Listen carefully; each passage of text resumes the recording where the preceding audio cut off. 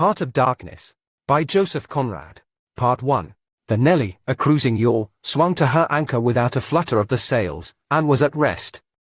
The flood had made, the wind was nearly calm, and being bound down the river, the only thing for it was to come to and wait for the turn of the tide. The sea reach of the Thames stretched before us like the beginning of an interminable waterway. In the offing the sea and the sky were welded together without a joint, and in the luminous space the tanned sails of the barges drifting up with the tide seemed to stand still in red clusters of canvas sharply peaked, with gleams of varnished sprits.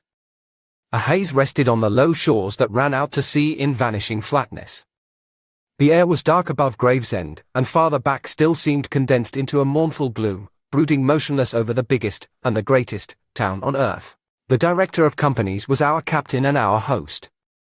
We four affectionately watched his back as he stood in the bows looking to seaward. On the whole river there was nothing that looked half so nautical. He resembled a pilot, which to a seaman is trustworthiness personified. It was difficult to realize his work was not out there in the luminous estuary, but behind him, within the brooding gloom.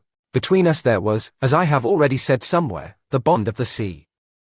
Besides holding our hearts together through long periods of separation, it had the effect of making us tolerant of each other's yarns, and even convictions. The lawyer, the best of old fellows, had, because of his many years and many virtues, the only cushion on deck, and was lying on the only rug. The accountant had brought out already a box of dominoes, and was toying architecturally with the bones. Marlow sat cross-legged right aft, leaning against the mizzen mast. He had sunken cheeks, a yellow complexion, a straight back, an ascetic aspect, and, with his arms dropped, the palms of hands outwards, resembled an idol.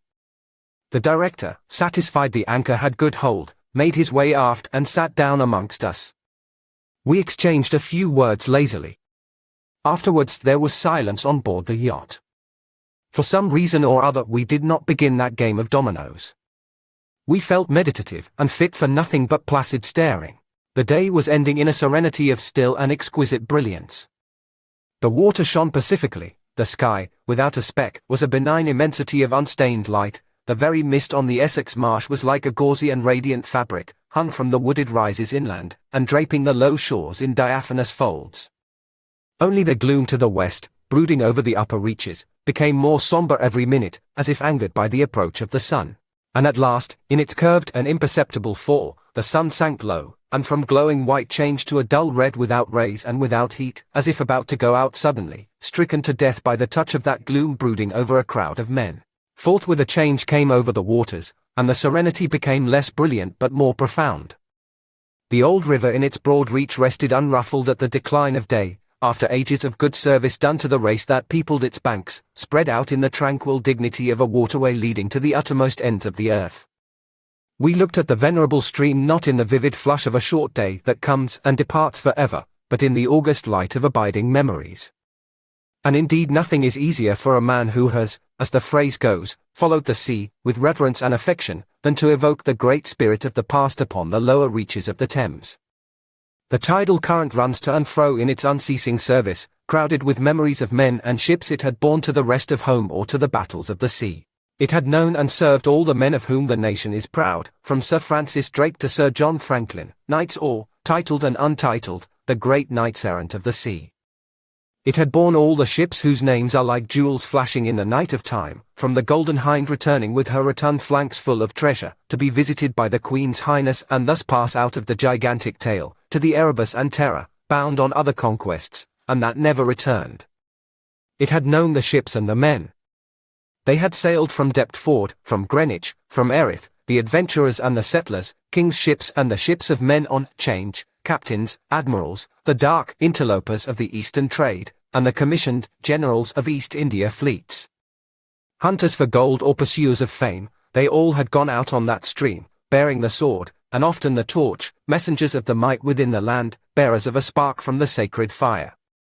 What greatness had not floated on the ebb of that river into the mystery of an unknown earth? The dreams of men, the seed of commonwealths, the germs of empires. The sun set, the dusk fell on the stream, and lights began to appear along the shore. The Chapman Lighthouse, a three-legged thing erect on a mudflat, shone strongly. Lights of ships moved in the fairway, a great stir of lights going up and going down. And farther west on the upper reaches the place of the monstrous town was still marked ominously on the sky, a brooding gloom in sunshine, a lurid glare under the stars. And this also, said Marlow suddenly, has been one of the dark places of the earth. He was the only man of us who still followed the sea. The worst that could be said of him was that he did not represent his class. He was a seaman, but he was a wanderer, too, while most seamen lead, if one may so express it, a sedentary life. Their minds are of the stay-at-home order, and their home is always with them, the ship, and so is their country, the sea. One ship is very much like another, and the sea is always the same. In the immutability of their surroundings, the foreign shores, the foreign faces, the changing immensity of life, glide past, veiled not by a sense of mystery but by a slightly disdainful ignorance, for there is nothing mysterious to a seaman unless it be the sea itself, which is the mistress of his existence and as inscrutable as destiny. For the rest, after his hours of work, a casual stroll or a casual spree on shore suffices to unfold for him the secret of a whole continent, and generally he finds the secret not worth knowing. The yarns of seamen have a direct simplicity, the whole meaning of which lies within the shell of a cracked nut. But Marlow was not typical, if his propensity to spin yarns be accepted, and to him the meaning of an episode was not inside like a kernel but outside, enveloping the tale which brought it out only as a glow brings out a haze, in the likeness of one of these misty halos that sometimes are made visible by the spectral illumination of moonshine. His remark did not seem at all surprising. It was just like Marlow. It was accepted in silence. No one took the trouble to grunt even, and presently he said, very slow, I was thinking of very old times, when the Romans first came here, 1900 years ago, the other day. Light came out of this river since, you say nights. Yes, but it is like a running blaze on a plain, like a flash of lightning in the clouds. We live in the flicker, may it last as long as the old earth keeps rolling. But darkness was here yesterday. Imagine the feelings of a commander of a fine, what do ye call trireme in the Mediterranean, ordered suddenly to the north, run overland across the Gauls in a hurry, put in charge of one of these craft the legionaries, a wonderful lot of handy men they must have been, too, used to build, apparently by the hundred, in a month or two, if we may believe what we read. Imagine him here, the very end of the world, a sea the color of lead, a sky the color of smoke, a kind of ship about as rigid as a concertina, and going up this river with stores, or orders, or what you like. Sandbanks, marshes, forests, savages, precious little to eat fit for a civilized man, nothing but Thames water to drink. No Falernian wine here, no going ashore. Here and there a military camp lost in a wilderness, like a needle in a bundle of hay, cold, fog, tempests, disease, exile, and death skulking in the air, in the water, in the bush. They must have been dying like flies here. Oh, yes, he did it. Did it very well, too, no doubt, and without thinking much about it either, except afterwards to brag of what he had gone through in his time, perhaps. They were men enough to face the darkness. And perhaps he was cheered by keeping his eye on a chance of promotion to the fleet at Ravenna by and by, if he had good friends in Rome and survived the awful climate. Or think of a decent young citizen in a toga, perhaps too much dice, you know, coming out here in the train of some prefect, or tax-gatherer, or trader even, to mend his fortunes. Land in a swamp, march through the woods, and in some inland post feel the savagery, the utter savagery, had closed round him, all that mysterious life of the wilderness that stirs in the forest, in the jungles, in the hearts of wild men. There's no initiation either into such mysteries. He has to live in the midst of the incomprehensible, which is also detestable. And it has a fascination, too, that goes to work upon him. The fascination of the abomination, you know, imagine the growing regrets, the longing to escape, the powerless disgust, the surrender, the hate. He paused. Mind, he began again, lifting one arm from the elbow, the palm of the hand outwards, so that, with his legs folded before him, he had the pose of a Buddha preaching in European clothes and without a lotus flower. Mind, none of us would feel exactly like this. What saves us is efficiency, the devotion to efficiency. But these chaps were not much account, really. They were no colonists, their administration was merely a squeeze, and nothing more, I suspect. They were conquerors, and for that you want only brute force, nothing to boast of when you have it, since your strength is just an accident arising from the weakness of others. They grabbed what they could get for the sake of what was to be got. It was just robbery with violence, aggravated murder on a great scale, and men going at it blind, as is very proper for those who tackle a darkness. The conquest of the earth, which mostly means the taking it away from those who have a different complexion or slightly flatter noses than ourselves, is not a pretty thing when you look into it too much. What redeems it is the idea only. An idea at the back of it, not a sentimental pretense, but an idea, and an unselfish belief in the idea, something you can set up, and bow down before, and offer a sacrifice to. He broke off. Flames glided in the river, small green flames, red flames, white flames, pursuing, overtaking, joining, crossing each other, then separating slowly or hastily. The traffic of the great city went on in the deepening night upon the sleepless river. We looked on, waiting patiently. There was nothing else to do till the end of the flood, but it was only after a long silence, when he said, in a hesitating voice, "I suppose you fellows remember I did once turn freshwater sailor for a bit, that we knew we were fated, before the ebb began to run, to hear about one of Marlow's inconclusive experiences. I don't want to bother you much with what happened to me personally," he began, showing in this remark the weakness of many tellers of tales who seem so often unaware of what their audience would like best to hear. "Yet to understand the effect of it on me you ought to know how I got out there, what I saw, how I went up that river to the place where I first met the poor chapter. It was the farthest point of navigation and the culminating point of my experience. It seemed somehow to throw a kind of light on everything about me, and into my thoughts. It was somber enough, too, and pitiful, not extraordinary in any way, not very clear either. No, not very clear. And yet it seemed to throw a kind of light. I had then, as you remember, just returned to London after a lot of Indian Ocean, Pacific, China seas, a regular dose of the East, 6 years or so, and I was loafing about, hindering you fellows in your work and invading your homes, just as though I had got a heavenly mission to civilize you. It was very fine for a time, but after a bit I did get tired of resting. Then I began to look for a ship, I should think the hardest work on earth. But the ships wouldn't even look at me. And I got tired of that game, too. Now when I was a little chap I had a passion for maps. I would look for hours at South America, or Africa, or Australia, and lose myself in all the glories of exploration. At that time there were many blank spaces on the earth, and when I saw one that looked particularly inviting on a map, but they all looked that, I would put my finger on it and say, when I grow up I will go there. The North Pole was one of these places, I remember. Well, I haven't been there yet, and shall not try now. The glamour's off. Other places were scattered about the hemispheres. I have been in some of them, and, well, we won't talk about that. But there was one yet, the biggest, the most blank, so to speak, that I had a hankering after. True, by this time it was not a blank space any more. It had got filled since my boyhood with rivers and lakes and names. It had ceased to be a blank space of delightful mystery, a white patch for a boy to dream gloriously over. It had become a place of darkness. But there was in it one river especially, a mighty big river, that you could see on the map, resembling an immense snake uncoiled, with its head in the sea, its body at rest curving afar over a vast country, and its tail lost in the depths of the land. And as I looked at the map of it in a shop window, it fascinated me as a snake would a bird, a silly little bird. Then I remembered there was a big concern, a company for trade on that river. Dash it all!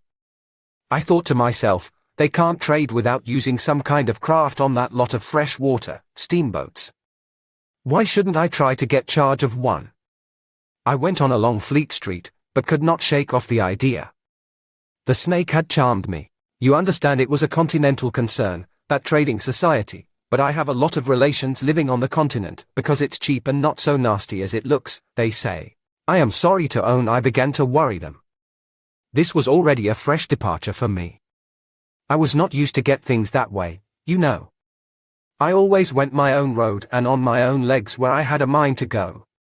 I wouldn't have believed it of myself, but, then, you see, I felt somehow I must get there by hook or by crook. So I worried them. The men said, my dear fellow, and did nothing. Then, would you believe it, I tried the women. I, Charlie Marlow, set the women to work, to get a job. Heavens! Well, you see, the notion drove me. I had an aunt, a dear enthusiastic soul. She wrote, it will be delightful. I am ready to do anything for you. It is a glorious idea. I know the wife of a very high personage in the administration, and also a man who has lots of influence with, etc. She was determined to make no end of fuss to get me appointed skipper of a river steamboat, if such was my fancy. I got my appointment, of course, and I got it very quick. It appears the company had received news that one of their captains had been killed in a scuffle with the natives. This was my chance, and it made me the more anxious to go. It was only months and months afterwards, when I made the attempt to recover what was left of the body, that I heard the original quarrel arose from a misunderstanding about some hens. Yes, 2 black hens. Fresleven, that was the fellow's name, a Dane, thought himself wronged somehow in the bargain, so he went ashore and started to hammer the chief of the village with a stick. Oh, it didn't surprise me in the least to hear this, and at the same time to be told that Fresleven was the gentlest, quietest creature that ever walked on 2 legs. No doubt he was, but he had been a couple of years already out there engaged in the noble cause, you know, and he probably felt the need at last of asserting his self-respect in some way. Therefore he whacked the old nigger mercilessly, while a big crowd of his people watched him, thunderstruck, till some man, I was told the chief's son, in desperation at hearing the old chap yell, made a tentative jab with a spear at the white man, and of course it went quite easy between the shoulder blades. Then the whole population cleared into the forest, expecting all kinds of calamities to happen, while, on the other hand, the steamer Fresleven commanded left also in a bad panic, in charge of the engineer, I believe. Afterwards nobody seemed to trouble much about Fresleven's remains, till I got out and stepped into his shoes. I couldn't let it rest, though, but when an opportunity offered at last to meet my predecessor, the grass growing through his ribs was tall enough to hide his bones. They were all there. The supernatural being had not been touched after he fell. And the village was deserted, the huts gaped black, rotting, all askew within the fallen enclosures. A calamity had come to it, sure enough. The people had vanished. Mad terror had scattered them, men, women, and children, through the bush, and they had never returned. What became of the hens I don't know either. I should think the cause of progress got them, anyhow. However, through this glorious affair I got my appointment, before I had fairly begun to hope for it. I flew around like mad to get ready, and before 48 hours I was crossing the channel to show myself to my employers, and sign the contract. In a very few hours I arrived in a city that always makes me think of a whited sepulchre. Prejudice, no doubt. I had no difficulty in finding the company's offices. It was the biggest thing in the town, and everybody I met was full of it. They were going to run an oversea empire, and make no end of coin by trade. A narrow and deserted street in deep shadow, high houses, innumerable windows with Venetian blinds, a dead silence, grass sprouting between the stones, imposing carriage archways right and left, immense double doors standing ponderously ajar. I slipped through one of these cracks, went up a swept and ungarnished staircase, as arid as a desert, and opened the first door I came to. 2 women, one fat and the other slim, sat on straw-bottomed chairs, knitting black wool. The slim one got up and walked straight at me, still knitting with downcast eyes, and only just as I began to think of getting out of her way, as you would for a somnambulist, stood still and looked up. Her dress was as plain as an umbrella cover, and she turned round without a word and preceded me into a waiting room. I gave my name, and looked about. Deal table in the middle, plain chairs all round the walls, on one end a large shining map, marked with all the colors of a rainbow. There was a vast amount of red, good to see at any time, because one knows that some real work is done in there, a deuce of a lot of blue, a little green, smears of orange, and, on the east coast, a purple patch, to show where the jolly pioneers of progress drink the jolly lager beer. However, I wasn't going into any of these. I was going into the yellow. Dead in the center. And the river was there, fascinating, deadly, like a snake. Off. A door opened, a white-haired secretarial head, but wearing a compassionate expression, appeared, and a skinny forefinger beckoned me into the sanctuary. Its light was dim, and a heavy writing desk squatted in the middle. From behind that structure came out an impression of pale plumpness in a frock coat. The great man himself. He was 5'6", I should judge, and had his grip on the handle end of ever so many millions. He shook hands, I fancy, murmured vaguely, was satisfied with my French. Bon voyage. In about 45 seconds I found myself again in the waiting room with the compassionate secretary, who, full of desolation and sympathy, made me sign some document. I believe I undertook amongst other things not to disclose any trade secrets. Well, I am not going to. I began to feel slightly uneasy. You know, I am not used to such ceremonies, and there was something ominous in the atmosphere. It was just as though I had been let into some conspiracy, I don't know, something not quite right, and I was glad to get out. In the outer room the two women knitted Blackwool feverishly. People were arriving, and the younger one was walking back and forth introducing them.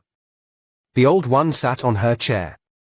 Her flat cloth slippers were propped up on a foot warmer, and a cat reposed on her lap. She wore a starched white affair on her head, had a wart on one cheek, and silver-rimmed spectacles hung on the tip of her nose. She glanced at me above the glasses. The swift and indifferent placidity of that look troubled me. Two youths with foolish and cheery countenances were being piloted over, and she threw at them the same quick glance of unconcerned wisdom. She seemed to know all about them and about me, too. An eerie feeling came over me. She seemed uncanny and fateful. Often far away there I thought of these two, guarding the door of darkness, knitting Blackwool as for a warm paw, one introducing continuously to the unknown, the other scrutinizing the cheery and foolish faces with unconcerned old eyes. Are they? Old knitter of Blackwool. Morituri te salutant. Not many of those she looked at ever saw her again, not half, by a long way. There was yet a visit to the doctor. A simple formality, assured me the secretary, with an air of taking an immense part in all my sorrows. Accordingly a young chap wearing his hat over the left eyebrow, some clerk I suppose, there must have been clerks in the business, though the house was as still as a house in a city of the dead, came from somewhere upstairs, and led me forth. He was shabby and careless, with ink stains on the sleeves of his jacket, and his cravat was large and billowy, under a chin shaped like the toe of an old boot. It was a little too early for the doctor, so I proposed a drink, and thereupon he developed a vein of joviality. As we sat over our vermouths he glorified the company's business, and by I expressed casually my surprise at him not going out there. He became very cool and collected all at once. I am not such a fool as I look, quoth Plato to his disciples, he said sententiously, emptied his glass with great resolution, and we rose. The old doctor felt my pulse, evidently thinking of something else the while. Good for there, he mumbled, and then with a certain eagerness asked me whether I would let him measure my head. Rather surprised, I said yes, when he produced a thing like calipers and got the dimensions back and front and every way, taking notes carefully. He was an unshaven little man in a threadbare coat like a gabardine, with his feet in slippers, and I thought him a harmless fool. I always ask leave, in the interests of science, to measure the crania of those going out there, he said. And when they come back, too? I asked. Oh, I never see them, he remarked, and, moreover, the changes take place inside, you know. He smiled, as if at some quiet joke. So you are going out there? Famous. Interesting, too. He gave me a searching glance and made another note. Ever any madness in your family? He asked, in a matter-of-fact tone. I felt very annoyed. Is that question in the interests of science, too? It would be, he said, without taking notice of my irritation, interesting for science to watch the mental changes of individuals, on the spot, but... Are you an alienist? I interrupted. Every doctor should be, a little, answered that original, imperturbably. I have a little theory which you messers who go out there must help me to prove. This is my share in the advantages my country shall reap from the possession of such a magnificent dependency. The mere wealth I leave to others. Pardon my questions, but you are the first Englishman coming under my observation. I hastened to assure him I was not in the least typical. If I were, said I wouldn't be talking like this with you. What you say is rather profound, and probably erroneous, he said, with a laugh. Avoid irritation more than exposure to the sun. Adieu. How do you English say, eh? Goodbye. Ah. Goodbye. Adieu. In the tropics one must before everything keep calm. He lifted a warning forefinger. Do calm, do calm. One thing more remained to do, say goodbye to my excellent aunt. I found her triumphant. I had a cup of tea, the last decent cup of tea for many days, and in a room that most soothingly looked just as you would expect a lady's drawing room to look, we had a long quiet chat by the fireside.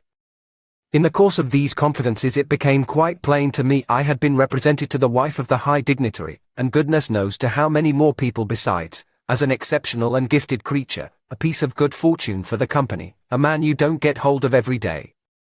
Good heavens! And I was going to take charge of a 2-penny halfpenny river steamboat with a penny whistle attached. It appeared, however, I was also one of the workers, with a capital, you know. Something like an emissary of light, something like a lower sort of apostle. There had been a lot of such rot let loose in print and talk just about that time, and the excellent woman, living right in the rush of all that humbug, got carried off her feet. She talked about weaning those ignorant millions from their horrid ways, till, upon my word, she made me quite uncomfortable. I ventured to hint that the company was run for profit. You forget, dear Charlie, that the labourer is worthy of his hire, she said, brightly. It's queer how out of touch with truth women are. They live in a world of their own, and there has never been anything like it, and never can be. It is too beautiful altogether, and if they were to set it up it would go to pieces before the first sunset. Some confounded fact we men have been living contentedly with ever since the day of creation would start up and knock the whole thing over. After this I got embraced, told to wear flannel, be sure to write often, and so on, and I left. In the street, I don't know why, a queer feeling came to me that I was an imposter. Odd thing that I, who used to clear out for any part of the world at 24 hours' notice, with less thought than most men give to the crossing of a street, had a moment, I won't say of hesitation, but of startled pause, before this commonplace affair. The best way I can explain it to you is by saying that, for a second or two, I felt as though, instead of going to the center of a continent, I were about to set off for the center of the earth. I left in a French steamer, and she called in every blamed port they have out there, for, as far as I could see, the sole purpose of landing soldiers and custom house officers. I watched the coast. Watching a coast as it slips by the ship is like thinking about an enigma. There it is before you, smiling, frowning, inviting, grand, mean, insipid, or savage, and always mute with an air of whispering, come and find out. This one was almost featureless, as if still in the making, with an aspect of monotonous grimness. The edge of a colossal jungle, so dark green as to be almost black, fringed with white surf, ran straight, like a ruled line, far, far away along a blue sea whose glitter was blurred by a creeping mist. The sun was fierce, the land seemed to glisten and drip with steam. Here and there greyish-whitish specks showed up clustered inside the white surf, with a flag flying above them perhaps. Settlements some centuries old, and still no bigger than pinheads on the untouched expanse of their background. We pounded along, stopped, landed soldiers, went on, landed custom house clerks to leave toll in what looked like a godforsaken wilderness, with a tin shed and a flagpole lost in it, landed more soldiers, to take care of the custom house clerks, presumably. Some, I heard, got drowned in the surf, but whether they did or not, nobody seemed particularly to care. They were just flung out there, and on we went. Every day the coast looked the same, as though we had not moved, but we passed various places, trading places, with names like Gran, Bassam, Little Popo, names that seemed to belong to some sordid farce acted in front of a sinister backcloth. The idleness of a passenger, my isolation amongst all these men with whom I had no point of contact, the oily and languid sea, the uniform somberness of the coast, seemed to keep me away from the truth of things, within the toil of a mournful and senseless delusion. The voice of the surf heard now and then was a positive pleasure, like the speech of a brother. It was something natural, that had its reason, that had a meaning. Now and then a boat from the shore gave one a momentary contact with reality. It was paddled by black fellows. You could see from afar the white of their eyeballs glistening. They shouted, sang, their bodies streamed with perspiration, they had faces like grotesque masks, these chaps, but they had bone, muscle, a wild vitality, an intense energy of movement, that was as natural and true as the surf along their coast. They wanted no excuse for being there. They were a great comfort to look at. For a time I would feel I belonged still to a world of straightforward facts, but the feeling would not last long. Something would turn up to scare it away. Once, I remember, we came upon a man-o-war anchored off the coast. There wasn't even a shed there, and she was shelling the bush. It appears the French had one of their wars going on thereabouts. Her ensign dropped limp like a rag, the muzzles of the long 6-inch guns stuck out all over the low hull, the greasy, slimy swell swung her up lazily and let her down, swaying her thin masts. In the empty immensity of earth, sky, and water, there she was, incomprehensible, firing into a continent. Pop would go one of the 6-inch guns, a small flame would dart and vanish, a little white smoke would disappear, a tiny projectile would give a feeble screech, and nothing happened. Nothing could happen. There was a touch of insanity in the proceeding, a sense of lugubrious drollery in the sight, and it was not dissipated by somebody on board assuring me earnestly there was a camp of natives, he called them enemies, hidden out of sight somewhere. We gave her letters, I heard the men in that lonely ship were dying of fever at the rate of 3 a day, and went on. We called at some more places with farcical names, where the merry dance of death and trade goes on in a still and earthy atmosphere as of an overheated catacomb, all along the formless coast bordered by dangerous surf, as if nature herself had tried to ward off intruders, in and out of rivers, streams of death in life, whose banks were rotting into mud, whose waters, thickened into slime, invaded the contorted mangroves, that seemed to writhe at us in the extremity of an impotent despair. Nowhere did we stop long enough to get a particularized impression, but the general sense of vague and oppressive wonder grew upon me. It was like a weary pilgrimage amongst hints for nightmares. It was upward of 30 days before I saw the mouth of the big river. We anchored off the seat of the government. But my work would not begin till some 200 miles farther on.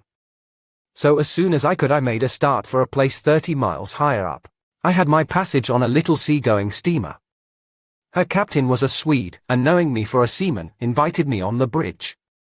He was a young man, lean, fair, and morose, with lanky hair and a shuffling gait. As we left the miserable little wharf, he tossed his head contemptuously at the shore. "Been living there?" he asked. I said, "Yes." "Fine lot these government chaps, are they not?" he went on, speaking English with great precision and considerable bitterness. "It is funny what some people will do for a few francs a month. I wonder what becomes of that kind when it goes up country." I said to him I expected to see that soon.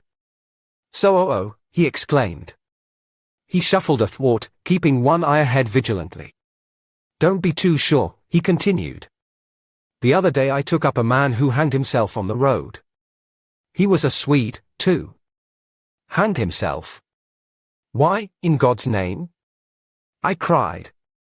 He kept on looking out watchfully. Who knows?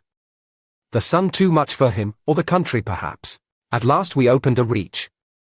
A rocky cliff appeared, mounds of turned-up earth by the shore, houses on a hill, others with iron roofs, amongst a waste of excavations, or hanging to the declivity. A continuous noise of the rapids above hovered over this scene of inhabited devastation. A lot of people, mostly black and naked, moved about like ants. A jetty projected into the river. A blinding sunlight drowned all this at times in a sudden recrudescence of glare. "There's your company station," said the Swede, pointing to 3 wooden barrack-like structures on the rocky slope. "I will send your things up." "For boxes did you say?" "So. Farewell." I came upon a boiler wallowing in the grass, then found a path leading up the hill. It turned aside for the boulders, and also for an undersized railway truck lying there on its back with its wheels in the air. One was off. The thing looked as dead as the carcass of some animal. I came upon more pieces of decaying machinery, a stack of rusty rails. To the left a clump of trees made a shady spot, where dark things seemed to stir feebly. I blinked, the path was steep. A horn tooted to the right, and I saw the black people run. A heavy and dull detonation shook the ground, a puff of smoke came out of the cliff, and that was all. No change appeared on the face of the rock. They were building a railway. The cliff was not in the way or anything, but this objectless blasting was all the work going on. A slight clinking behind me made me turn my head. 6 black men advanced in a file, toiling up the path. They walked erect and slow, balancing small baskets full of earth on their heads, and the clink kept time with their footsteps. Black rags were wound round their loins, and the short ends behind waggled to and fro like tails. I could see every rib, the joints of their limbs were like knots in a rope, each had an iron collar on his neck, and all were connected together with a chain whose bight swung between them, rhythmically clinking. Another report from the cliff made me think suddenly of that ship of war I had seen firing into a continent. It was the same kind of ominous voice, but these men could by no stretch of imagination be called enemies. They were called criminals, and the outraged law, like the bursting shells, had come to them, an insoluble mystery from the sea. All their meager breasts panted together, the violently dilated nostrils quivered, the eyes stared stonily uphill. They passed me within 6 inches, without a glance, with that complete, death-like indifference of unhappy savages. Behind this raw matter one of the reclaimed, the product of the new forces at work, strolled despondently, carrying a rifle by its middle. He had a uniform jacket with one button off, and seeing a white man on the path, hoisted his weapon to his shoulder with alacrity. This was simple prudence, white men being so much alike at a distance that he could not tell who I might be. He was speedily reassured, and with a large, white, rascally grin, and a glance at his charge, seemed to take me into partnership in his exalted trust. After all, I also was a part of the great cause of these high and just proceedings. Instead of going up, I turned and descended to the left. My idea was to let that chain gang get out of sight before I climbed the hill. You know I am not particularly tender, I've had to strike and to fend off. I've had to resist and to attack sometimes, that's only one way of resisting, without counting the exact cost, according to the demands of such sort of life as I had blundered into. I've seen the devil of violence, and the devil of greed, and the devil of hot desire, but, by all the stars! These were strong, lusty, red-eyed devils, that swayed and drove men, I tell you. But as I stood on this hillside, I foresaw that in the blinding sunshine of that land I would become acquainted with a flabby, pretending, weak-eyed devil of a rapacious and pitiless folly. How insidious he could be, too, I was only to find out several months later and 1,000 miles farther. For a moment I stood appalled, as though by a warning. Finally I descended the hill, obliquely, towards the trees I had seen. I avoided a vast artificial hole somebody had been digging on the slope, the purpose of which I found it impossible to divine. It wasn't a quarry or a sandpit, anyhow. It was just a hole. It might have been connected with the philanthropic desire of giving the criminals something to do. I don't know. Then I nearly fell into a very narrow ravine, almost no more than a scar in the hillside. I discovered that a lot of imported drainage pipes for the settlement had been tumbled in there. There wasn't one that was not broken. It was a wanton smash-up. At last I got under the trees. My purpose was to stroll into the shade for a moment, but no sooner within than it seemed to me I had stepped into the gloomy circle of some inferno. The rapids were near, and an uninterrupted, uniform, headlong, rushing noise filled the mournful stillness of the grove, where not a breath stirred, not a leaf moved, with a mysterious sound, as though the tearing pace of the launched earth had suddenly become audible. Black shapes crouched, sat between the trees leaning against the trunks, clinging to the earth, half coming out, half effaced within the dim light, in all the attitudes of pain, abandonment, and despair. Another mine on the cliff went off, followed by a slight shudder of the soil under my feet. The work was going on. The work! And this was the place where some of the helpers had withdrawn to die. They were dying slowly, it was very clear. They were not enemies, they were not criminals, they were nothing earthly now, nothing but black shadows of disease and starvation, lying confusedly in the greenish gloom. Brought from all the recesses of the coast in all the legality of time contracts, lost in uncongenial surroundings, fed on unfamiliar food, they sickened, became inefficient, and were then allowed to crawl away and rest. These moribund shapes were free as air, and nearly as thin. I began to distinguish the gleam of the eyes under the trees. Then, glancing down, I saw a face near my hand. The black bones reclined at full length with one shoulder against the tree, and slowly the eyelids rose and the sunken eyes looked up at me, enormous and vacant, a kind of blind, white flicker in the depths of the orbs, which died out slowly. The man seemed young, almost a boy, but you know with them it's hard to tell. I found nothing else to do but to offer him one of my good Swede ship's biscuits I had in my pocket. The fingers closed slowly on it and held. There was no other movement and no other glance. He had tied a bit of white worsted round his neck. Why? Where did he get it? Was it a badge, an ornament, a charm, a propitiatory act? Was there any idea at all connected with it? It looked startling round his black neck, this bit of white thread from beyond the seas. Near the same tree 2 more bundles of acute angles sat with their legs drawn up. One, with his chin propped on his knees, stared at nothing, in an intolerable and appalling manner. His brother phantom rested its forehead, as if overcome with a great weariness, and all about others were scattered in every pose of contorted collapse, as in some picture of a massacre or a pestilence. While I stood horror-struck, one of these creatures rose to his hands and knees, and went off on all fours towards the river to drink. He lapped out of his hand, then sat up in the sunlight, crossing his shins in front of him, and after a time let his woolly head fall on his breastbone. I didn't want any more loitering in the shade, and I made haste towards the station. When near the buildings I met a white man, in such an unexpected elegance of get-up that in the first moment I took him for a sort of vision. I saw a high starched collar, white cuffs, a light alpaca jacket, snowy trousers, a clean necktie, and varnished boots. No hat. Hair parted, brushed, oiled, under a green-lined parasol held in a big white hand. He was amazing, and had a penholder behind his ear. I shook hands with this miracle, and I learned he was the company's chief accountant, and that all the bookkeeping was done at this station. He had come out for a moment, he said, to get a breath of fresh air. The expression sounded wonderfully odd, with its suggestion of sedentary desk life. I wouldn't have mentioned the fellow to you at all, only it was from his lips that I first heard the name of the man who is so indissolubly connected with the memories of that time. Moreover, I respected the fellow. Yes, I respected his collars, his vast cuffs, his brushed hair. His appearance was certainly that of a hairdresser's dummy, but in the great demoralization of the land he kept up his appearance. That's backbone. His starched collars and got-up shirt fronts were achievements of character. He had been out nearly 3 years, and, later, I could not help asking him how he managed to sport such linen. He had just the faintest blush, and said modestly, "I've been teaching one of the native women about the station."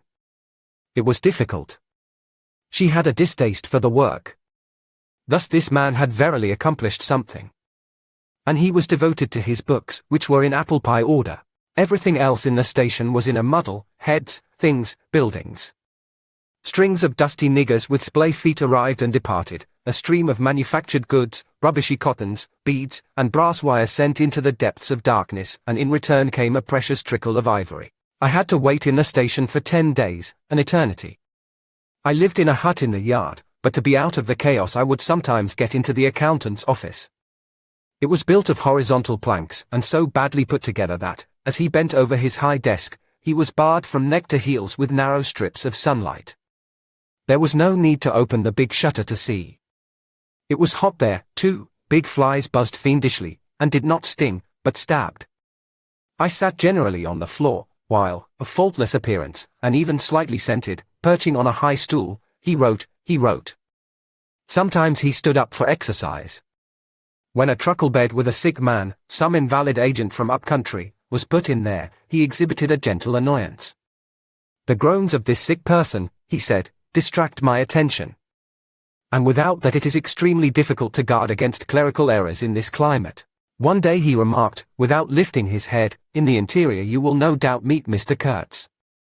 On my asking who Mr. Kurtz was, he said he was a first-class agent, and seeing my disappointment at this information, he added slowly, laying down his pen, "He is a very remarkable person." Further questions elicited from him that Mr. Kurtz was at present in charge of a trading post, a very important one, in the true ivory country, at the very bottom of there. Sends in as much ivory as all the others put together. He began to write again. The sick man was too ill to groan. The flies buzzed in a great peace. Suddenly there was a growing murmur of voices and a great tramping of feet. A caravan had come in. A violent babble of uncouth sounds burst out on the other side of the planks. All the carriers were speaking together, and in the midst of the uproar the lamentable voice of the chief agent was heard, giving it up tearfully for the 20th time that day. He rose slowly. "What a frightful row," he said.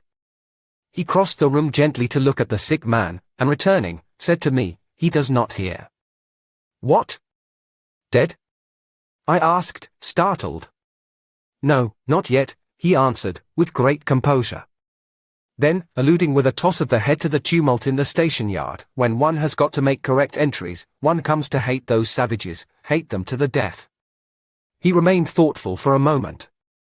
"When you see Mr. Kurtz," he went on, "tell him from me that everything here," he glanced at the deck, "is very satisfactory. I don't like to write to him, with those messengers of ours you never know who may get hold of your letter, at that central station. He stared at me for a moment with his mild, bulging eyes. Oh, he will go far, very far, he began again. He will be a somebody in the administration before long. They, above, the council in Europe, you know, mean him to be. He turned to his work. The noise outside had ceased, and presently in going out I stopped at the door. In the steady buzz of flies the homeward-bound agent was lying finished and insensible, the other, bent over his books, was making correct entries of perfectly correct transactions, and 50 feet below the doorstep I could see the still treetops of the Grove of Death. Next day I left that station at last, with a caravan of 60 men, for a 200-mile tramp. No use telling you much about that. Paths, everywhere, a stamped-in network of paths spreading over the empty land, through the long grass, through burnt grass, through thickets, down and up chilly ravines, up and down stony hills ablaze with heat, and a solitude, nobody, not a hut. The population had cleared out a long time ago. Well, if a lot of mysterious niggers armed with all kinds of fearful weapons suddenly took to travelling on the road between Deal and Gravesend, catching the yokels right and left to carry heavy loads for them, I fancy every farm and cottage thereabouts would get empty very soon. Only here the dwellings were gone, too. Still I passed through several abandoned villages. There's something pathetically childish in the ruins of grass walls. Day after day, with the stamp and shuffle of 60 pair of bare feet behind me, each pair under a 60-pound load. Camp, cook, sleep, strike camp, march. Now and then a carrier dead in harness, at rest in the long grass near the path, with an empty water-gourd and his long staff lying by his side. A great silence around and above. Perhaps on some quiet night the tremor of far-off drums, sinking, swelling, a tremor vast, faint, a sound weird, appealing, suggestive, and wild, and perhaps with as profound a meaning as the sound of bells in a Christian country. Once a white man in an unbuttoned uniform, camping on the path with an armed escort of lank Zanzibaris, very hospitable and festive, not to say drunk, was looking after the upkeep of the road, he declared. Can't say I saw any road or any upkeep, unless the body of a middle-aged Negro, with a bullet hole in the forehead, upon which I absolutely stumbled 3 miles farther on, may be considered as a permanent improvement. I had a white companion, too, not a bad chap, but rather too fleshy and with the exasperating habit of fainting on the hot hillsides, miles away from the least bit of shade and water. Annoying, you know, to hold your own coat like a parasol over a man's head while he is coming to.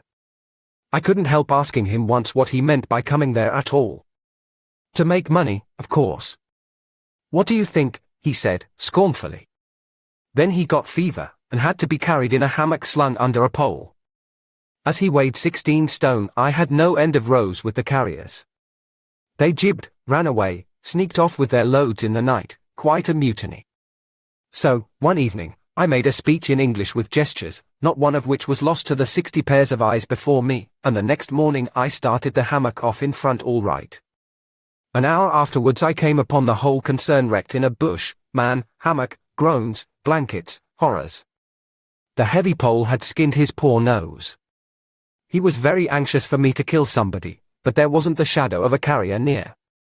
I remembered the old doctor. It would be interesting for science to watch the mental changes of individuals, on the spot. I felt I was becoming scientifically interesting. However, all that is to no purpose. On the 15th day I came in sight of the big river again, and hobbled into the central station. It was on a backwater surrounded by scrub and forest, with a pretty border of smelly mud on one side, and on the 3 others enclosed by a crazy fence of rushes. A neglected gap was all the gate it had, and the first glance at the place was enough to let you see the flabby devil was running that show. White men with long staves in their hands appeared languidly from amongst the buildings, strolling up to take a look at me, and then retired out of sight somewhere. One of them, a stout, excitable chap with black moustaches, informed me with great volubility and many digressions, as soon as I told him who I was, that my steamer was at the bottom of the river. I was thunderstruck. What? How? Why? Oh, it was all right. The manager himself was there. All quite correct. Everybody had behaved splendidly. Splendidly. You must, he said in agitation, go and see the general manager at once. He is waiting. I did not see the real significance of that wreck at once. I fancy I see it now, but I am not sure, not at all. Certainly the affair was too stupid, when I think of it, to be altogether natural. Still. But at the moment it presented itself simply as a confounded nuisance. The steamer was sunk. They had started 2 days before in a sudden hurry up the river with the manager on board, in charge of some volunteer skipper, and before they had been out 3 hours they tore the bottom out of her on stones, and she sank near the south bank. I asked myself what I was to do there, now my boat was lost. As a matter of fact, I had plenty to do in fishing my command out of the river. I had to set about it the very next day. That, and the repairs when I brought the pieces to the station, took some months. My first interview with the manager was curious. He did not ask me to sit down after my 20-mile walk that morning. He was commonplace in complexion, in features, in manners, and in voice. He was of middle size and of ordinary build. His eyes, of the usual blue, were perhaps remarkably cold, and he certainly could make his glance fall on one as trenchant and heavy as an axe. But even at these times the rest of his person seemed to disclaim the intention. Otherwise there was only an indefinable, faint expression of his lips, something stealthy, a smile, not a smile, I remember it, but I can't explain. It was unconscious, this smile was, though just after he had said something it got intensified for an instant. It came at the end of his speeches like a seal applied on the words to make the meaning of the commonest phrase appear absolutely inscrutable. He was a common trader, from his youth up employed in these parts, nothing more. He was obeyed, yet he inspired neither love nor fear, nor even respect. He inspired uneasiness. That was it. Uneasiness. Not a definite mistrust, just uneasiness, nothing more. You have no idea how effective such a faculty can be. He had no genius for organizing, for initiative, or for order even. That was evident in such things as the deplorable state of the station. He had no learning, and no intelligence.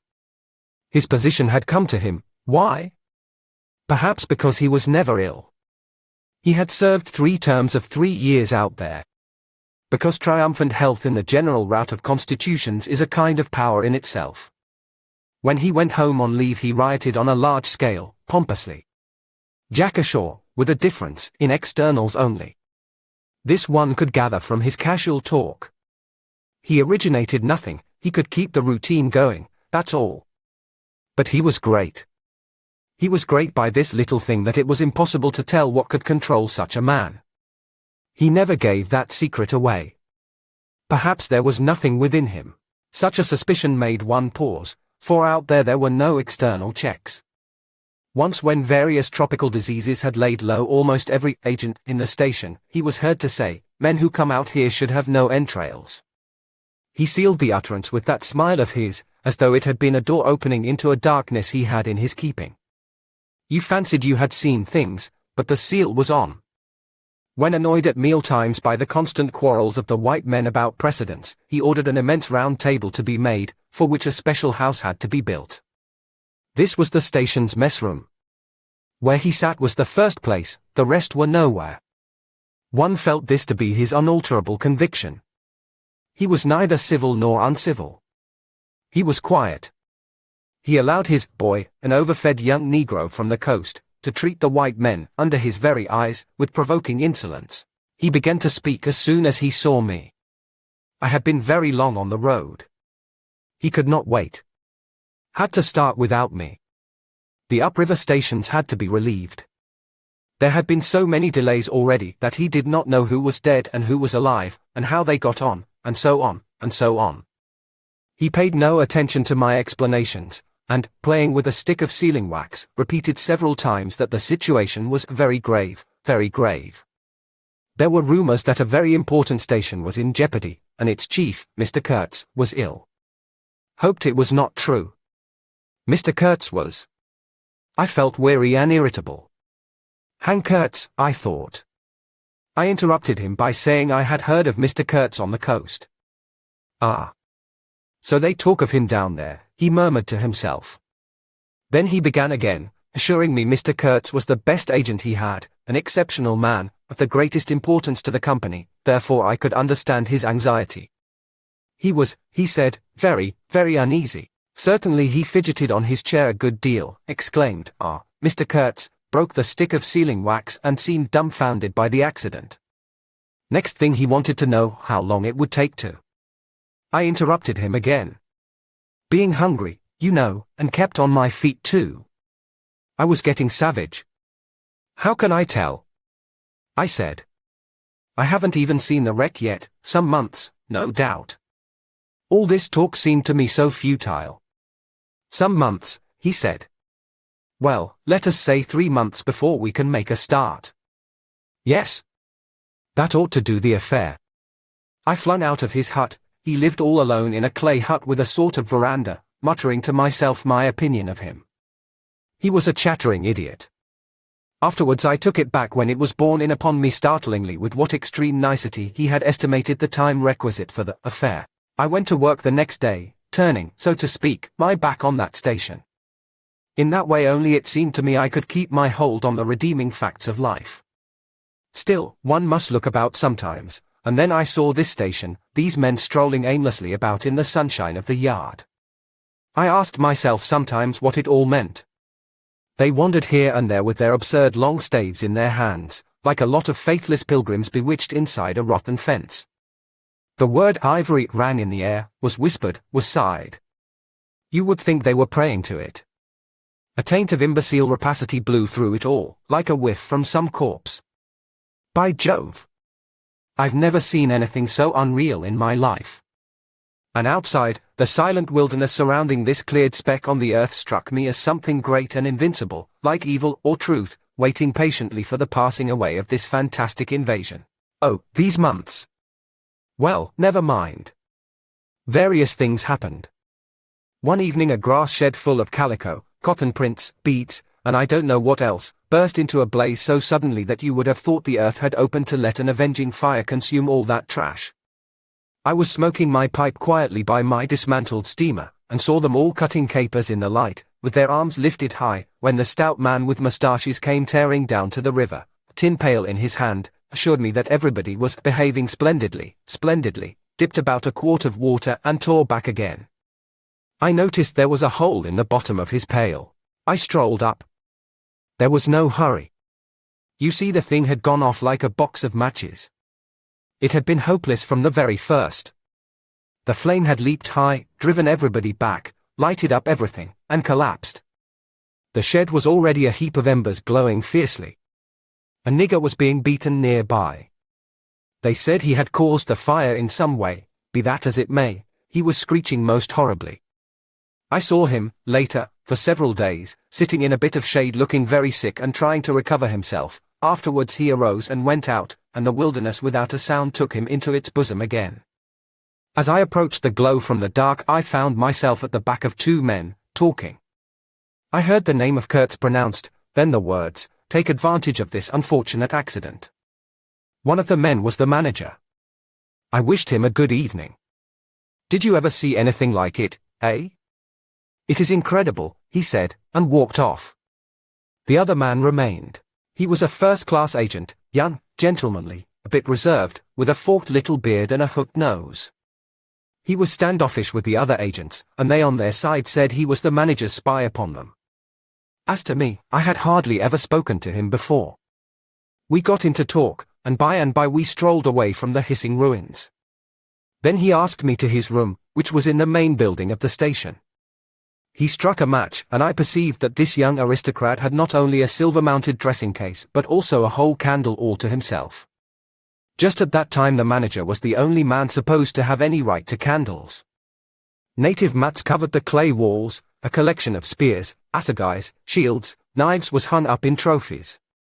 The business entrusted to this fellow was the making of bricks, so I had been informed, but there wasn't a fragment of a brick anywhere in the station, and he had been there more than a year, waiting. It seems he could not make bricks without something, I don't know what, straw maybe. Anyway, it could not be found there, and as it was not likely to be sent from Europe, it did not appear clear to me what he was waiting for. An act of special creation perhaps. However, they were all waiting, all the 16 or 20 pilgrims of them, for something, and upon my word it did not seem an uncongenial occupation, from the way they took it, though the only thing that ever came to them was disease, as far as I could see. They beguiled the time by backbiting and intriguing against each other in a foolish kind of way. There was an air of plotting about that station, but nothing came of it, of course. It was as unreal as everything else, as the philanthropic pretense of the whole concern, as their talk, as their government, as their show of work.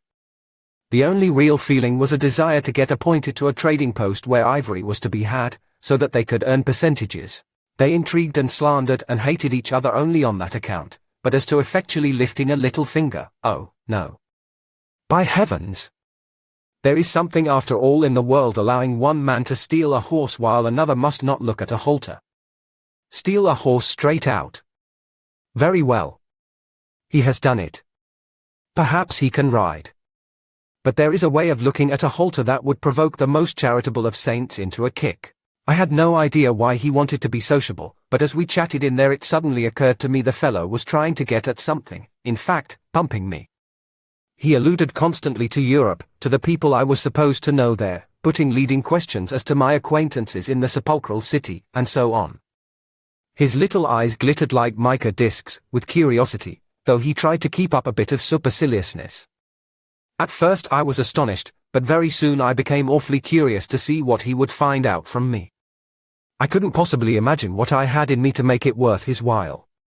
It was very pretty to see how he baffled himself, for in truth my body was full only of chills, and my head had nothing in it but that wretched steamboat business.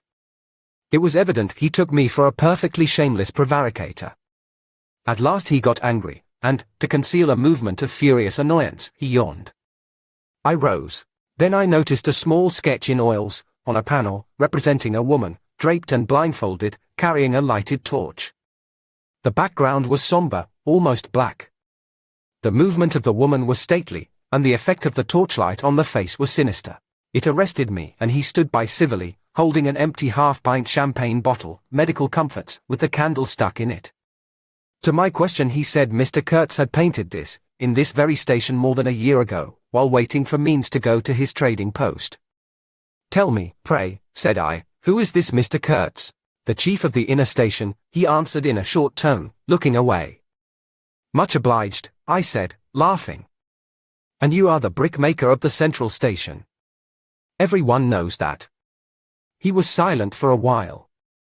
He is a prodigy, he said at last.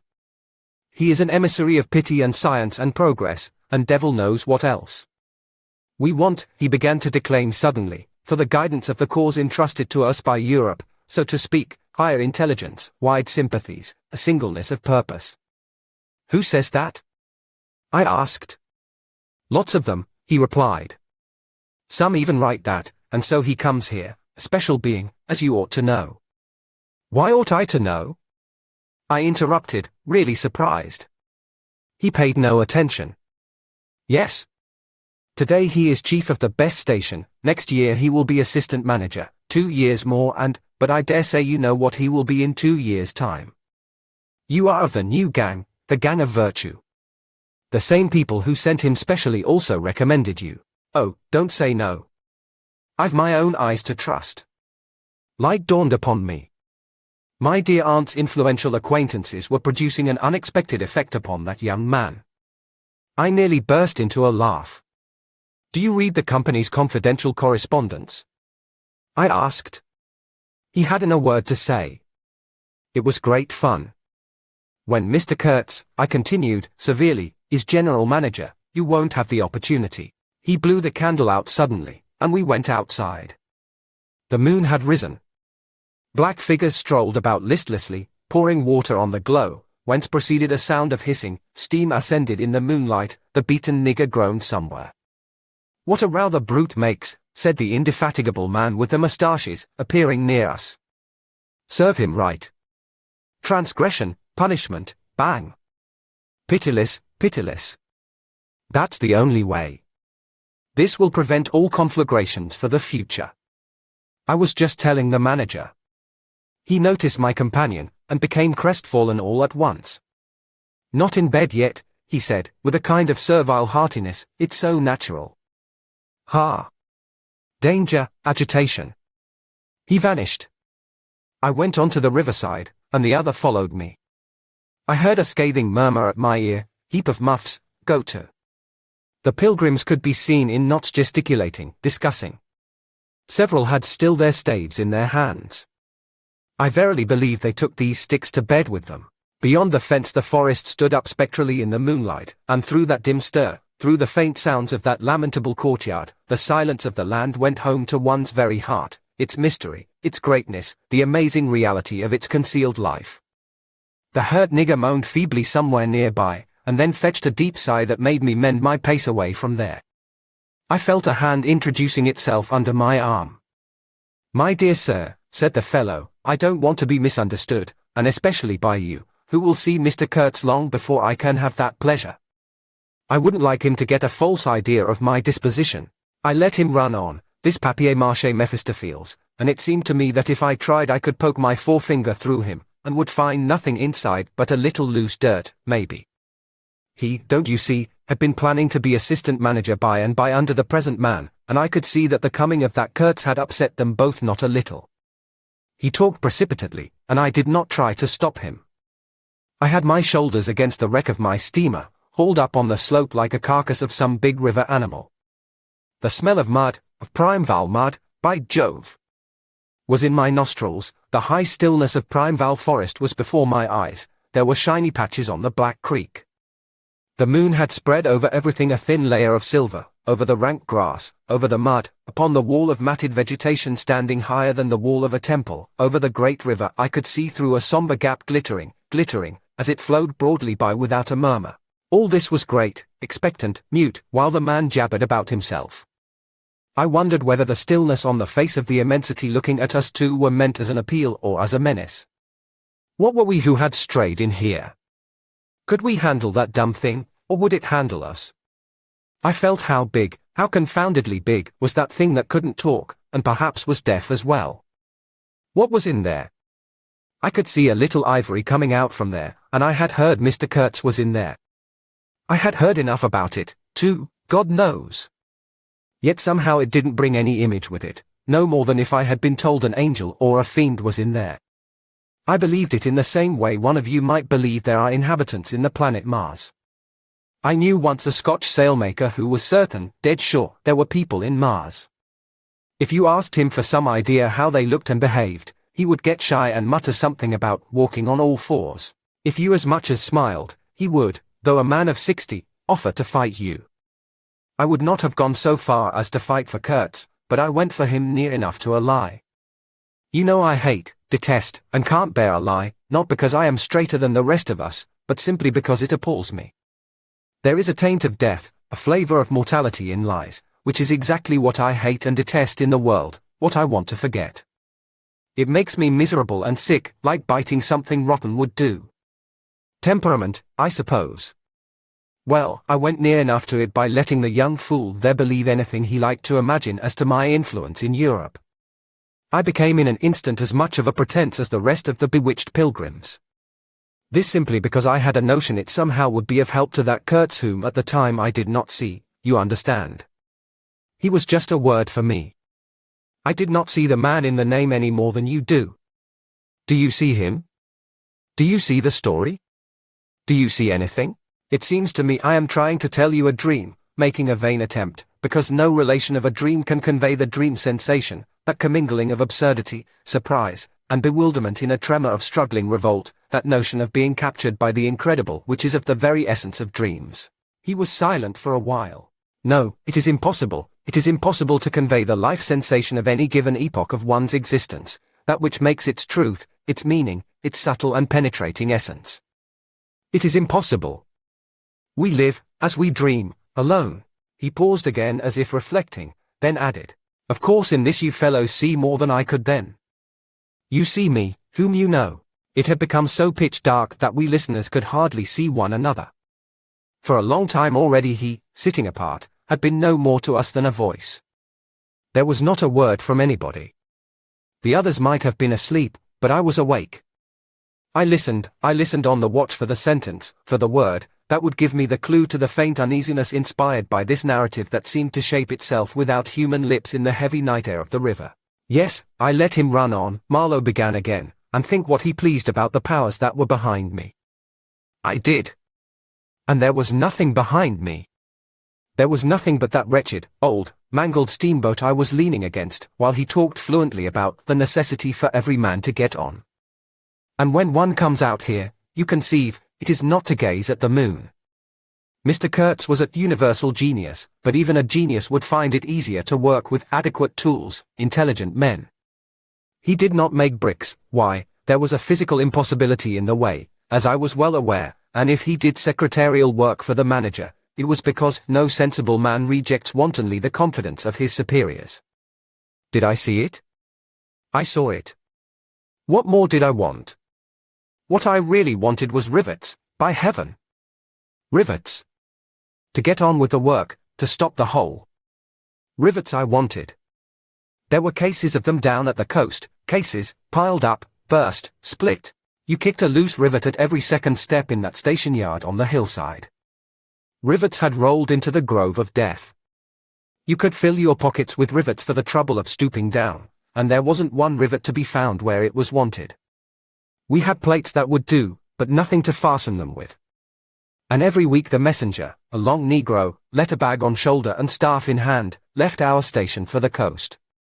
And several times a week a coast caravan came in with trade goods, ghastly glazed calico that made you shudder only to look at it, glass beads value about a penny a quart, confounded spotted cotton handkerchiefs. And no rivets.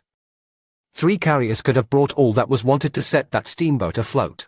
He was becoming confidential now, but I fancy my unresponsive attitude must have exasperated him at last, for he judged it necessary to inform me he feared neither God nor devil, let alone any mere man. I said I could see that very well, but what I wanted was a certain quantity of rivets, and rivets were what really Mr. Kurtz wanted, if he had only known it.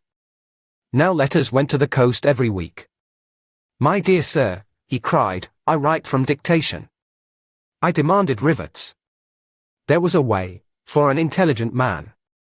He changed his manner, became very cold, and suddenly began to talk about a hippopotamus, wondered whether sleeping on board the steamer. I stuck to my salvage night and day, I wasn't disturbed. There was an old hippo that had the bad habit of getting out on the bank and roaming at night over the station grounds. The pilgrims used to turn out in a body and empty every rifle they could lay hands on at him. Some even had sat up nights for him. All this energy was wasted, though. That animal has a charmed life, he said, but you can say this only of brutes in this country. No man, you apprehend me, no man here bears a charmed life. He stood there for a moment in the moonlight with his delicate hooked nose set a little askew, and his mica eyes glittering without a wink, then, with a curt good night, he strode off. I could see he was disturbed and considerably puzzled, which made me feel more hopeful than I had been for days. It was a great comfort to turn from that chap to my influential friend, the battered, twisted, ruined, tin-pot steamboat. I clambered on board. She rang under my feet like an empty Huntley and Palmer biscuit tin kicked along a gutter. She was nothing so solid in make, and rather less pretty in shape, but I had expended enough hard work on her to make me love her. No influential friend would have served me better.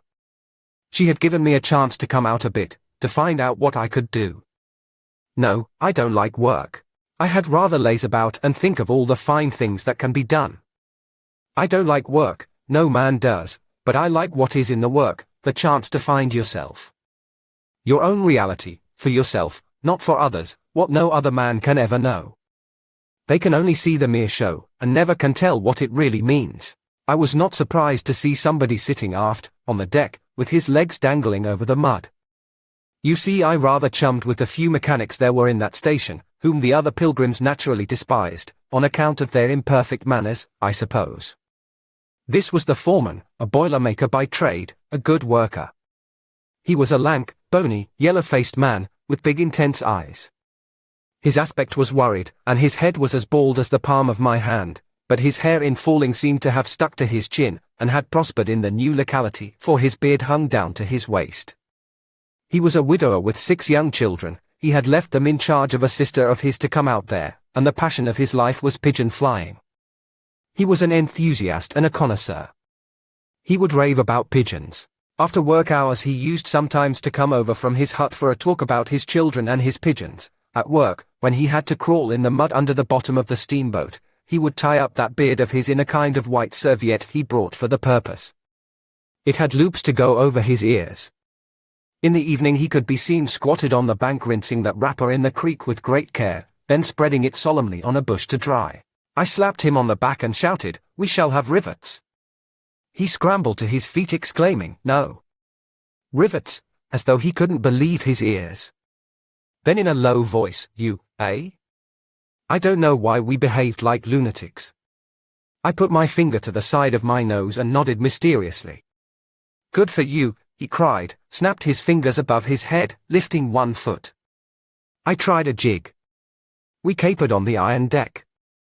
A frightful clatter came out of that hulk, and the virgin forest on the other bank of the creek sent it back in a thundering roll upon the sleeping station. It must have made some of the pilgrims sit up in their hovels. A dark figure obscured the lighted doorway of the manager's hut, vanished, then, a second or so after, the doorway itself vanished, too. We stopped, and the silence driven away by the stamping of our feet flowed back again from the recesses of the land. The great wall of vegetation, an exuberant and entangled mass of trunks, branches, leaves, boughs, festoons, motionless in the moonlight, was like a rioting invasion of soundless life, a rolling wave of plants, piled up, crested, ready to topple over the creek, to sweep every little man of us out of his little existence. And it moved not.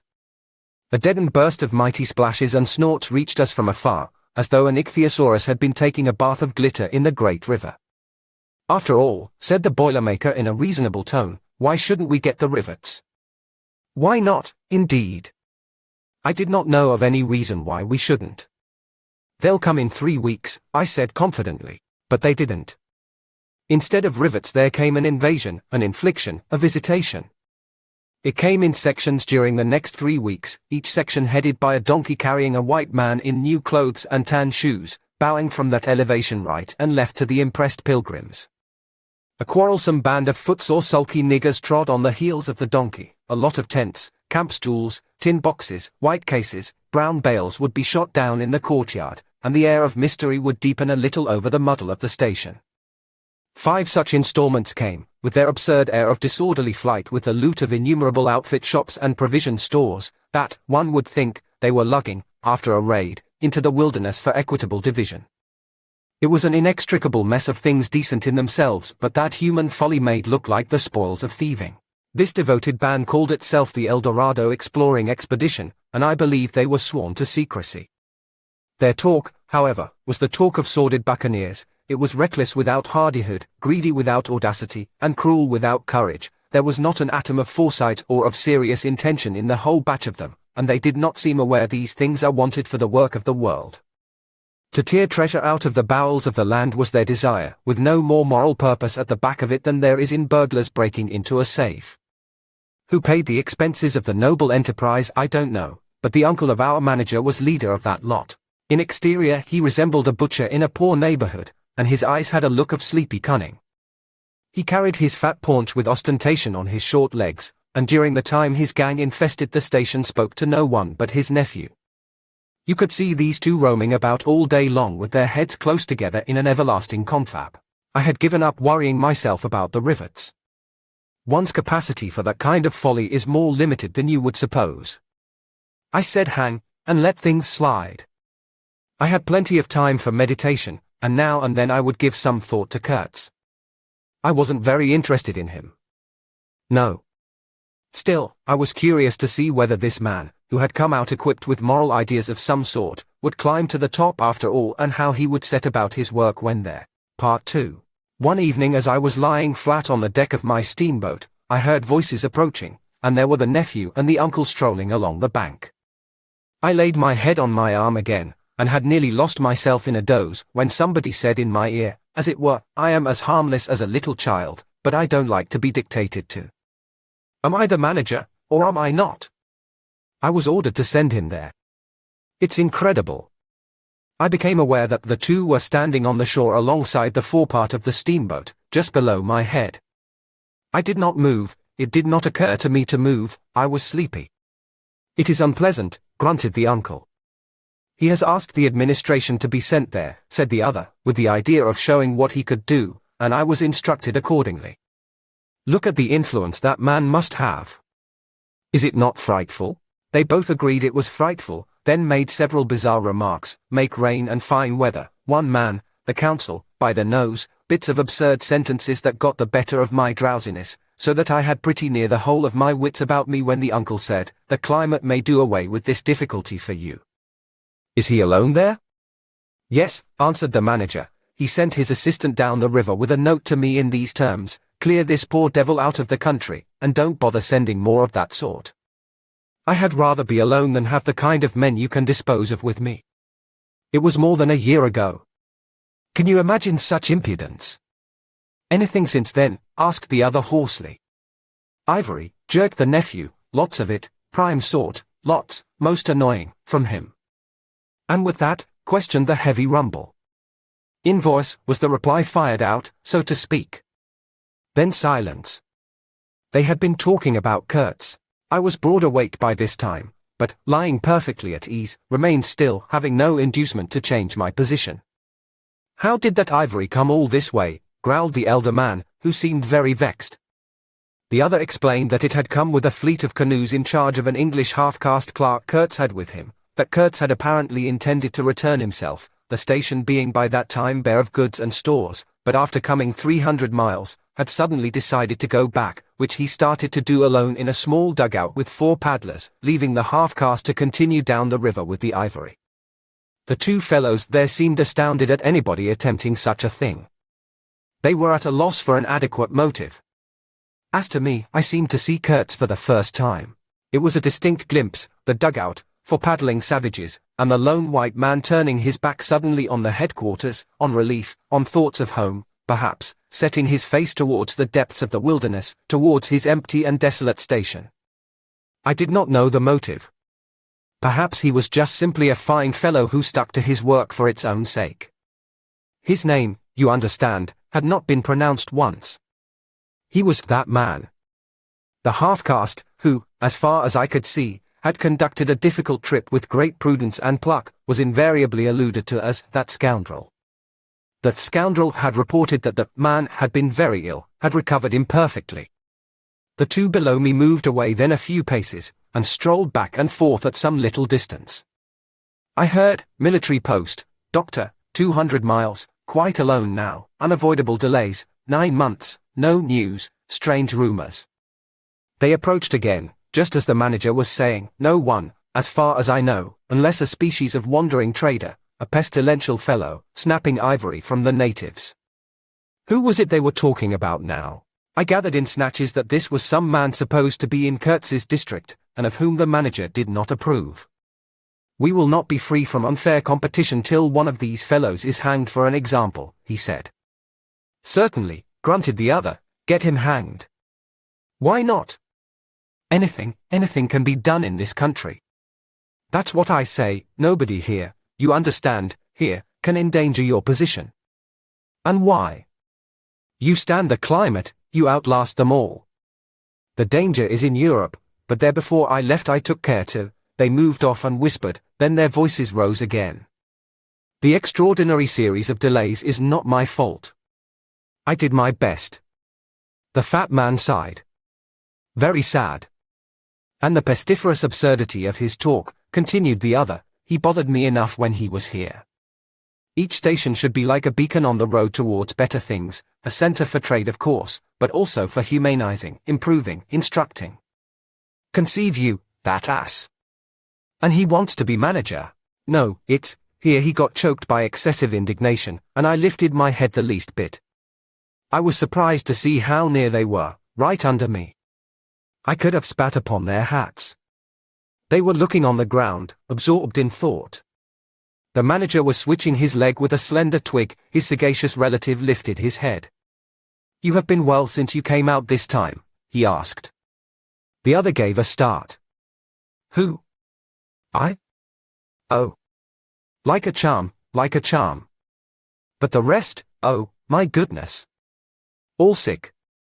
They die so quick, too, that I haven't the time to send them out of the country, it's incredible." "HMM. Just so," grunted the uncle. "Ah. My boy, trust to this, I say, trust to this." I saw him extend his short flipper of an arm for a gesture that took in the forest, the creek, the mud, the river, seemed to beckon with a dishonoring flourish before the sunlit face of the land, a treacherous appeal to the lurking death, to the hidden evil, to the profound darkness of its heart. It was so startling that I leaped to my feet and looked back at the edge of the forest, as though I had expected an answer of some sort to that black display of confidence. You know the foolish notions that come to one sometimes.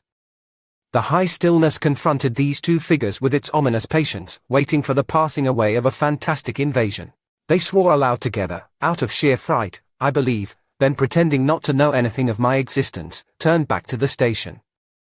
The sun was low, and leaning forward side by side, they seemed to be tugging painfully uphill, their two ridiculous shadows of unequal length, that trailed behind them slowly over the tall grass without bending a single blade. In a few days the El Dorado expedition went into the patient wilderness, that closed upon it as the sea closes over a diver. Long afterwards the news came that all the donkeys were dead. I know nothing as to the fate of the less valuable animals. They, no doubt, like the rest of us, found what they deserved. I did not inquire. I was then rather excited at the prospect of meeting Kurtz very soon. When I say very soon I mean it comparatively. It was just 2 months from the day we left the creek when we came to the bank below Kurtz's station.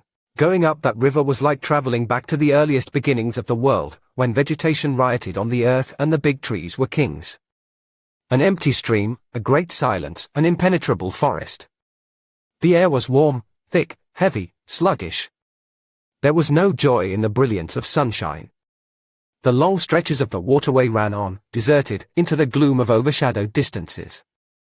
On silvery sandbanks hippos and alligators sunned themselves side by side.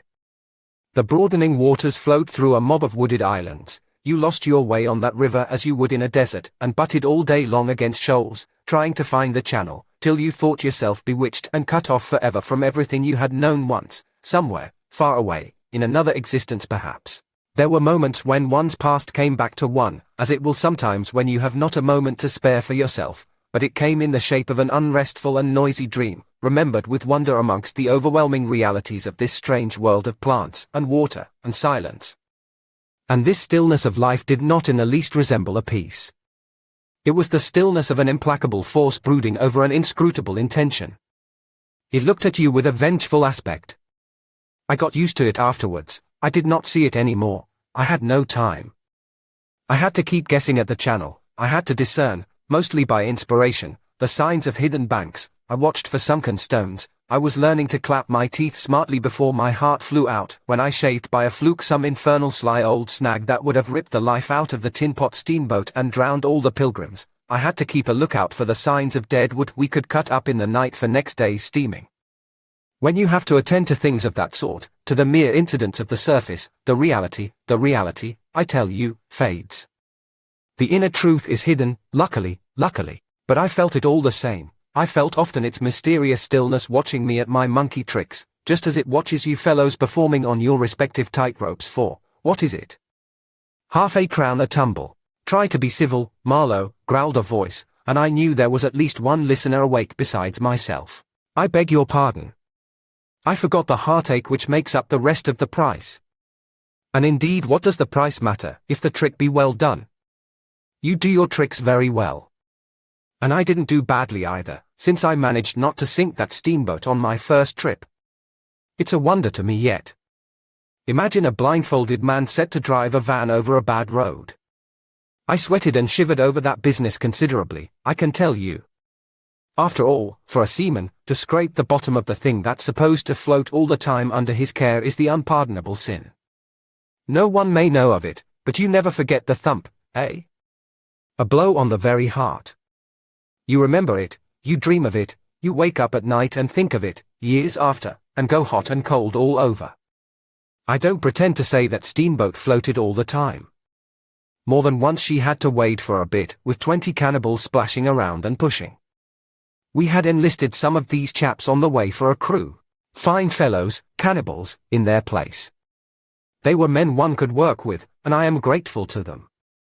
And, after all, they did not eat each other before my face. They had brought along a provision of hippo meat which went rotten, and made the mystery of the wilderness stink in my nostrils. Phoo! I can sniff it now. I had the manager on board and 3 or 4 pilgrims with their staves, all complete. Sometimes we came upon a station close by the bank, clinging to the skirts of the unknown, and the white men rushing out of a tumble-down hovel, with great gestures of joy and surprise and welcome, seemed very strange, had the appearance of being held there captive by a spell. The word ivory would ring in the air for a while, and on we went again into the silence, along empty reaches, round the still bends, between the high walls of our winding way, reverberating in hollow claps the ponderous beat of the stern wheel.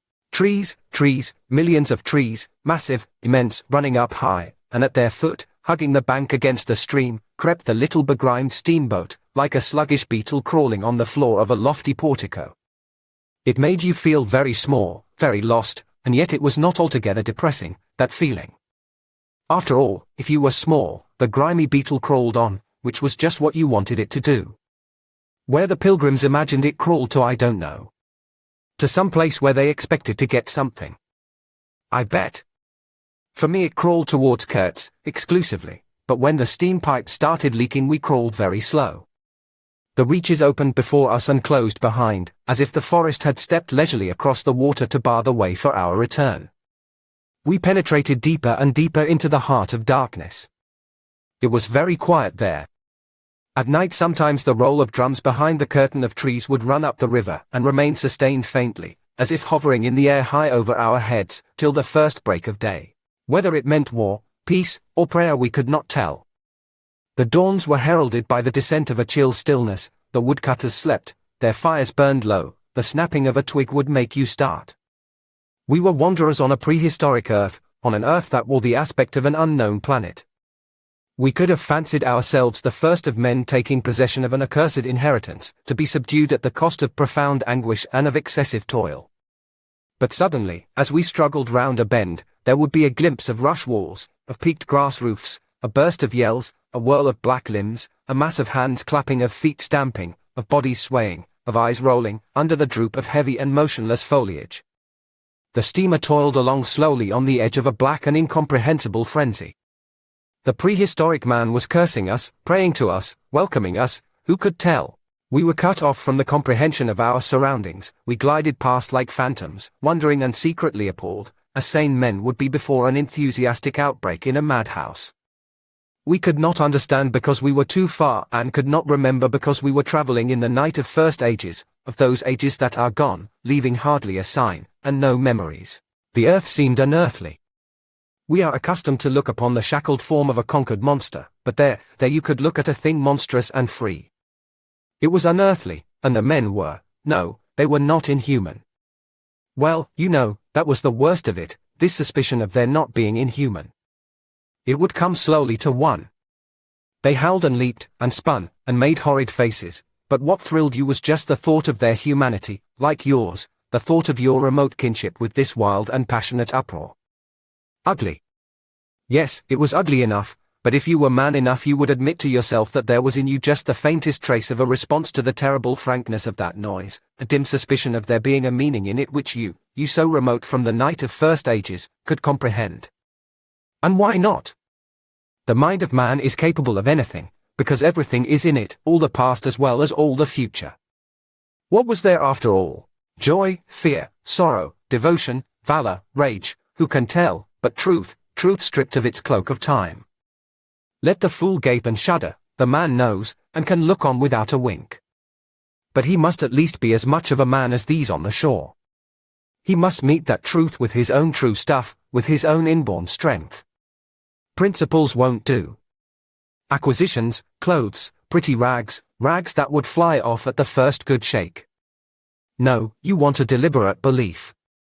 An appeal to me in this fiendish row, is there?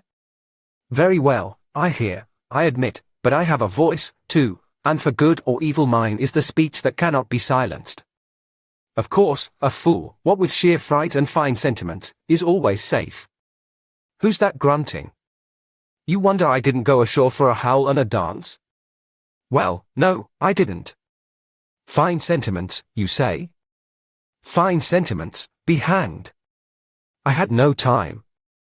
I had to mess about with white lead and strips of woolen blanket helping to put bandages on those leaky steam pipes, I tell you. I had to watch the steering and circumvent those snags, and get the tin pot along by hook or by crook. There was surface truth enough in these things to save a wiser man. and between whiles I had to look after the savage who was fireman. He was an improved specimen, he could fire up a vertical boiler. He was there below me, and, upon my word, to look at him was as edifying as seeing a dog in a parody of breeches and a feather hat, walking on his hind legs. A few months of training had done for that really fine chapter. He squinted at the steam gauge and at the water gauge with an evident effort of intrepidity, and he had filed teeth, too, the poor devil, and the wool of his pate shaved into queer patterns, and 3 ornamental scars on each of his cheeks. He ought to have been clapping his hands and stamping his feet on the bank, instead of which he was hard at work, a thrall to strange witchcraft, full of improving knowledge. He was useful because he had been instructed, and what he knew was this, that should the water in that transparent thing disappear, the evil spirit inside the boiler would get angry through the greatness of his thirst and take a terrible vengeance. So he sweated and fired up and watched the glass fearfully, with an impromptu charm, made of rags, tied to his arm, and a piece of polished bone, as big as a watch, stuck flatways through his lower lip, while the wooded banks slipped past us slowly, the short noise was left behind, the interminable miles of silence, and we crept on, towards Kurtz. But the snags were thick, the water was treacherous and shallow, the boiler seemed indeed to have a sulky devil in it, and thus neither that fireman nor I had any time to peer into our creepy thoughts. Some 50 miles below the inner station we came upon a hut of reeds, an inclined and melancholy pole, with the unrecognizable tatters of what had been a flag of some sort flying from it, and a neatly stacked woodpile. This was unexpected. We came to the bank, and on the stack of firewood found a flat piece of board with some faded pencil writing on it. When deciphered it said, "Wood for you. Hurry up. Approach cautiously." There was a signature, but it was illegible, not Kurtz, a much longer word. Hurry up. Where? Up the river? Approach cautiously. We had not done so. But the warning could not have been meant for the place where it could be only found after approach. Something was wrong above. But what, and how much? That was the question. We commented adversely upon the imbecility of that telegraphic style. The bush around said nothing, and would not let us look very far, either. A torn curtain of red twill hung in the doorway of the hut, and flapped sadly in our faces. The dwelling was dismantled, but we could see a white man had lived there not very long ago. There remained a rude table, a plank on 2 posts, a heap of rubbish reposed in a dark corner, and by the door I picked up a book.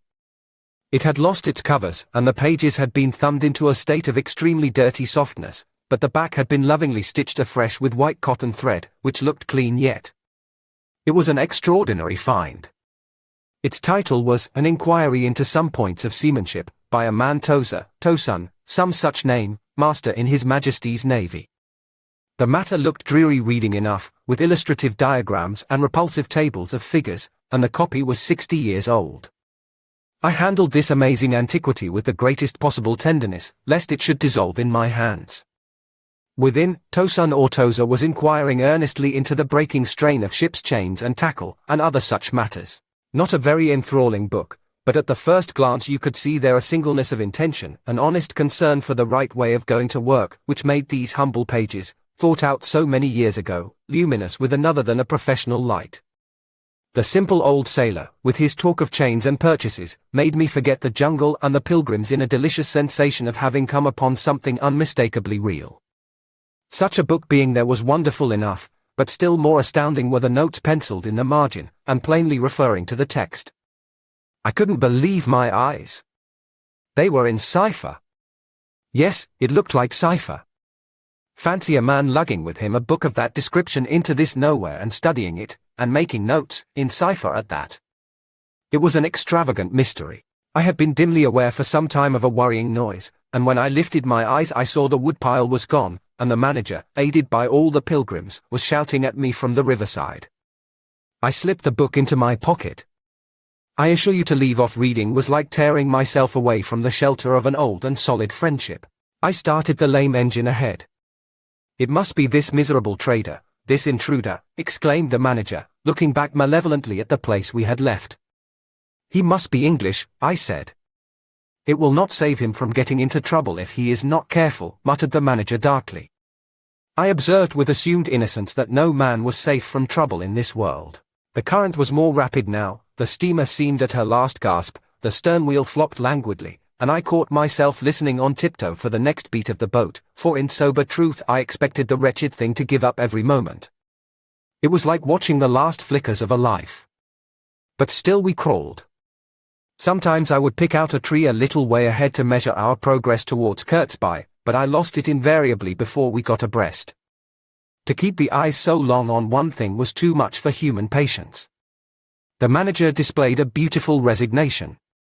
I fretted and fumed and took to arguing with myself whether or no I would talk openly with Kurtz, but before I could come to any conclusion it occurred to me that my speech or my silence, indeed any action of mine, would be a mere futility.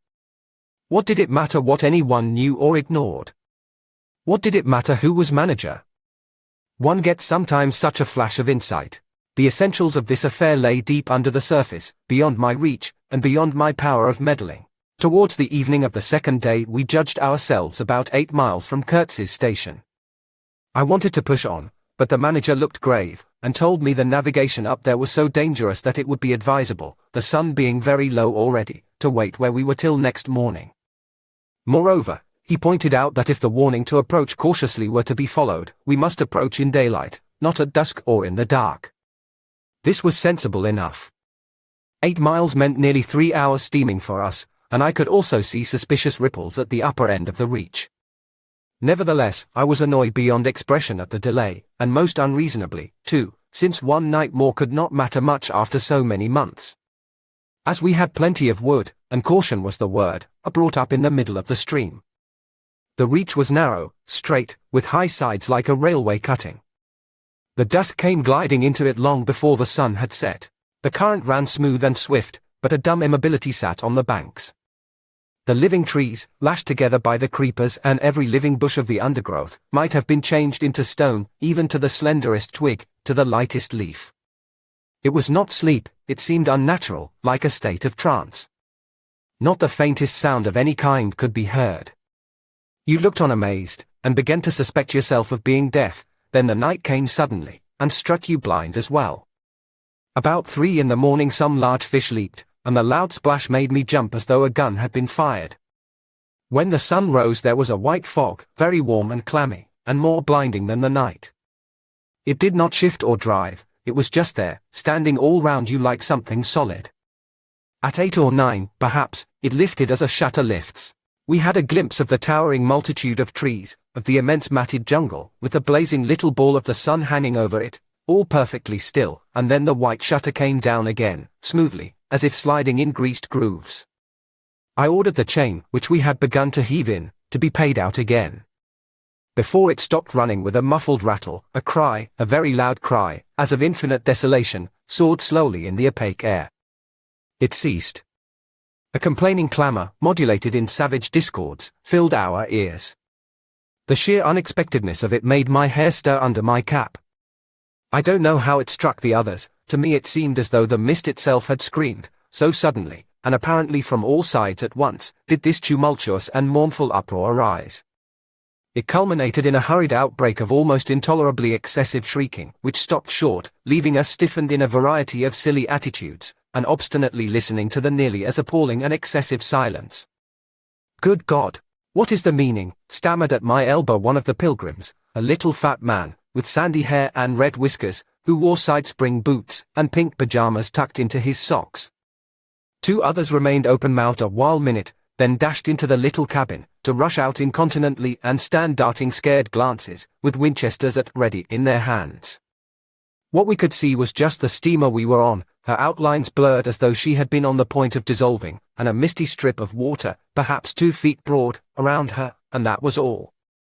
The rest of the world was nowhere, as far as our eyes and ears were concerned. Just nowhere. Gone, disappeared, swept off without leaving a whisper or a shadow behind. I went forward, and ordered the chain to be hauled in short, so as to be ready to trip the anchor and move the steamboat at once if necessary. "Will they attack?" whispered an awed voice. "We will be all butchered in this fog," murmured another. The faces twitched with the strain, the hands trembled slightly, the eyes forgot to wink. It was very curious to see the contrast of expressions of the white men and of the black fellows of our crew, who were as much strangers to that part of the river as we, though their homes were only 800 miles away. The whites, of course greatly discomposed, had besides a curious look of being painfully shocked by such an outrageous row. The others had an alert, naturally interested expression, but their faces were essentially quiet, even those of the one or two who grinned as they hauled at the chain.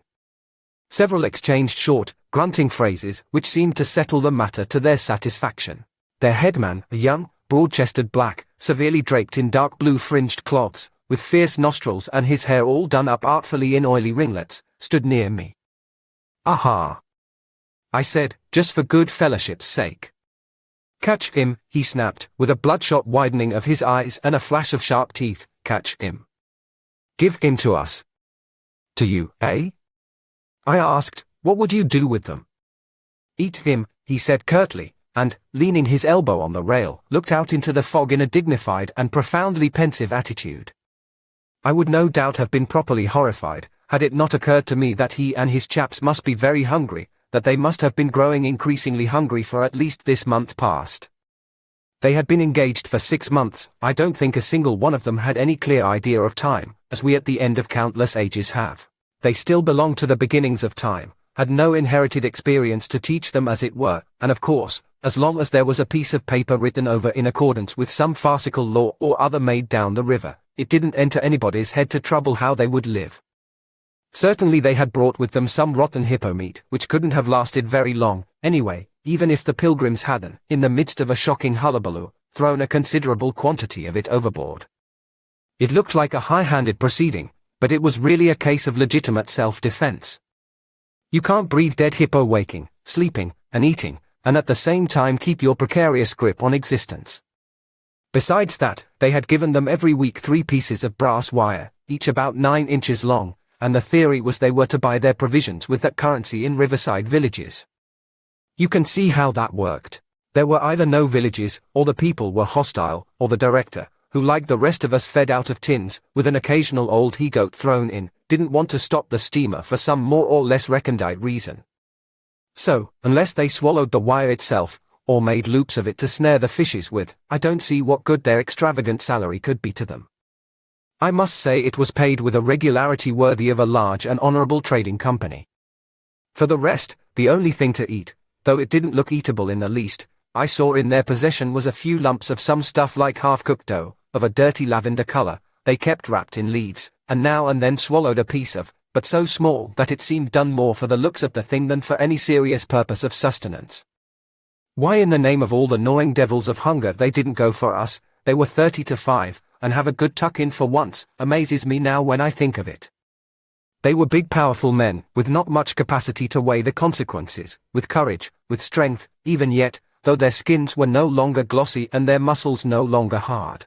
And I saw that something restraining, one of those human secrets that baffle probability, had come into play there. I looked at them with a swift quickening of interest, not because it occurred to me I might be eaten by them before very long, though I own to you that just then I perceived, in a new light, as it were, how unwholesome the pilgrims looked, and I hoped, yes, I positively hoped, that my aspect was not so, what shall I say, so unappetizing, a touch of fantastic vanity which fitted well with the dream sensation that pervaded all my days at that time. Perhaps I had a little fever, too. One can't live with one's finger everlastingly on one's pulse. I had often a little fever, or a little touch of other things, the playful paw strokes of the wilderness, the preliminary trifling before the more serious onslaught which came in due course. Yes, I looked at them as you would on any human being, with a curiosity of their impulses, motives, capacities, weaknesses, when brought to the test of an inexorable physical necessity. Restraint. What possible restraint? Was it superstition, disgust, patience, fear, or some kind of primitive honor? No fear can stand up to hunger, no patience can wear it out, disgust simply does not exist where hunger is, and as to superstition, beliefs, and what you may call principles, they are less than chaff in a breeze.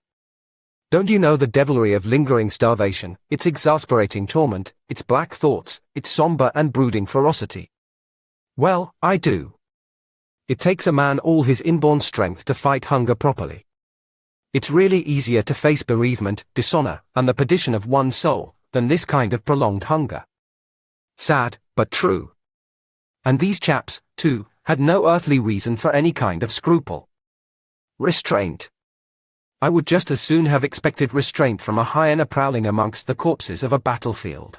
But there was the fact facing me, the fact dazzling, to be seen, like the foam on the depths of the sea, like a ripple on an unfathomable enigma, a mystery greater, when I thought of it, than the curious, inexplicable note of desperate grief in this savage clamor that had swept by us on the riverbank, behind the blind whiteness of the fog. 2 pilgrims were quarreling in hurried whispers as to which bank. Left? No, no, how can you? Right, of course. It is very serious, said the manager's voice behind me. I would be desolated if anything should happen to Mr. Kurtz before we came up. I looked at him, and had not the slightest doubt he was sincere. He was just the kind of man who would wish to preserve appearances. That was his restraint. But when he muttered something about going on at once, I did not even take the trouble to answer him. I knew, and he knew, that it was impossible. Were we to let go our hold of the bottom, we would be absolutely in the air, in space.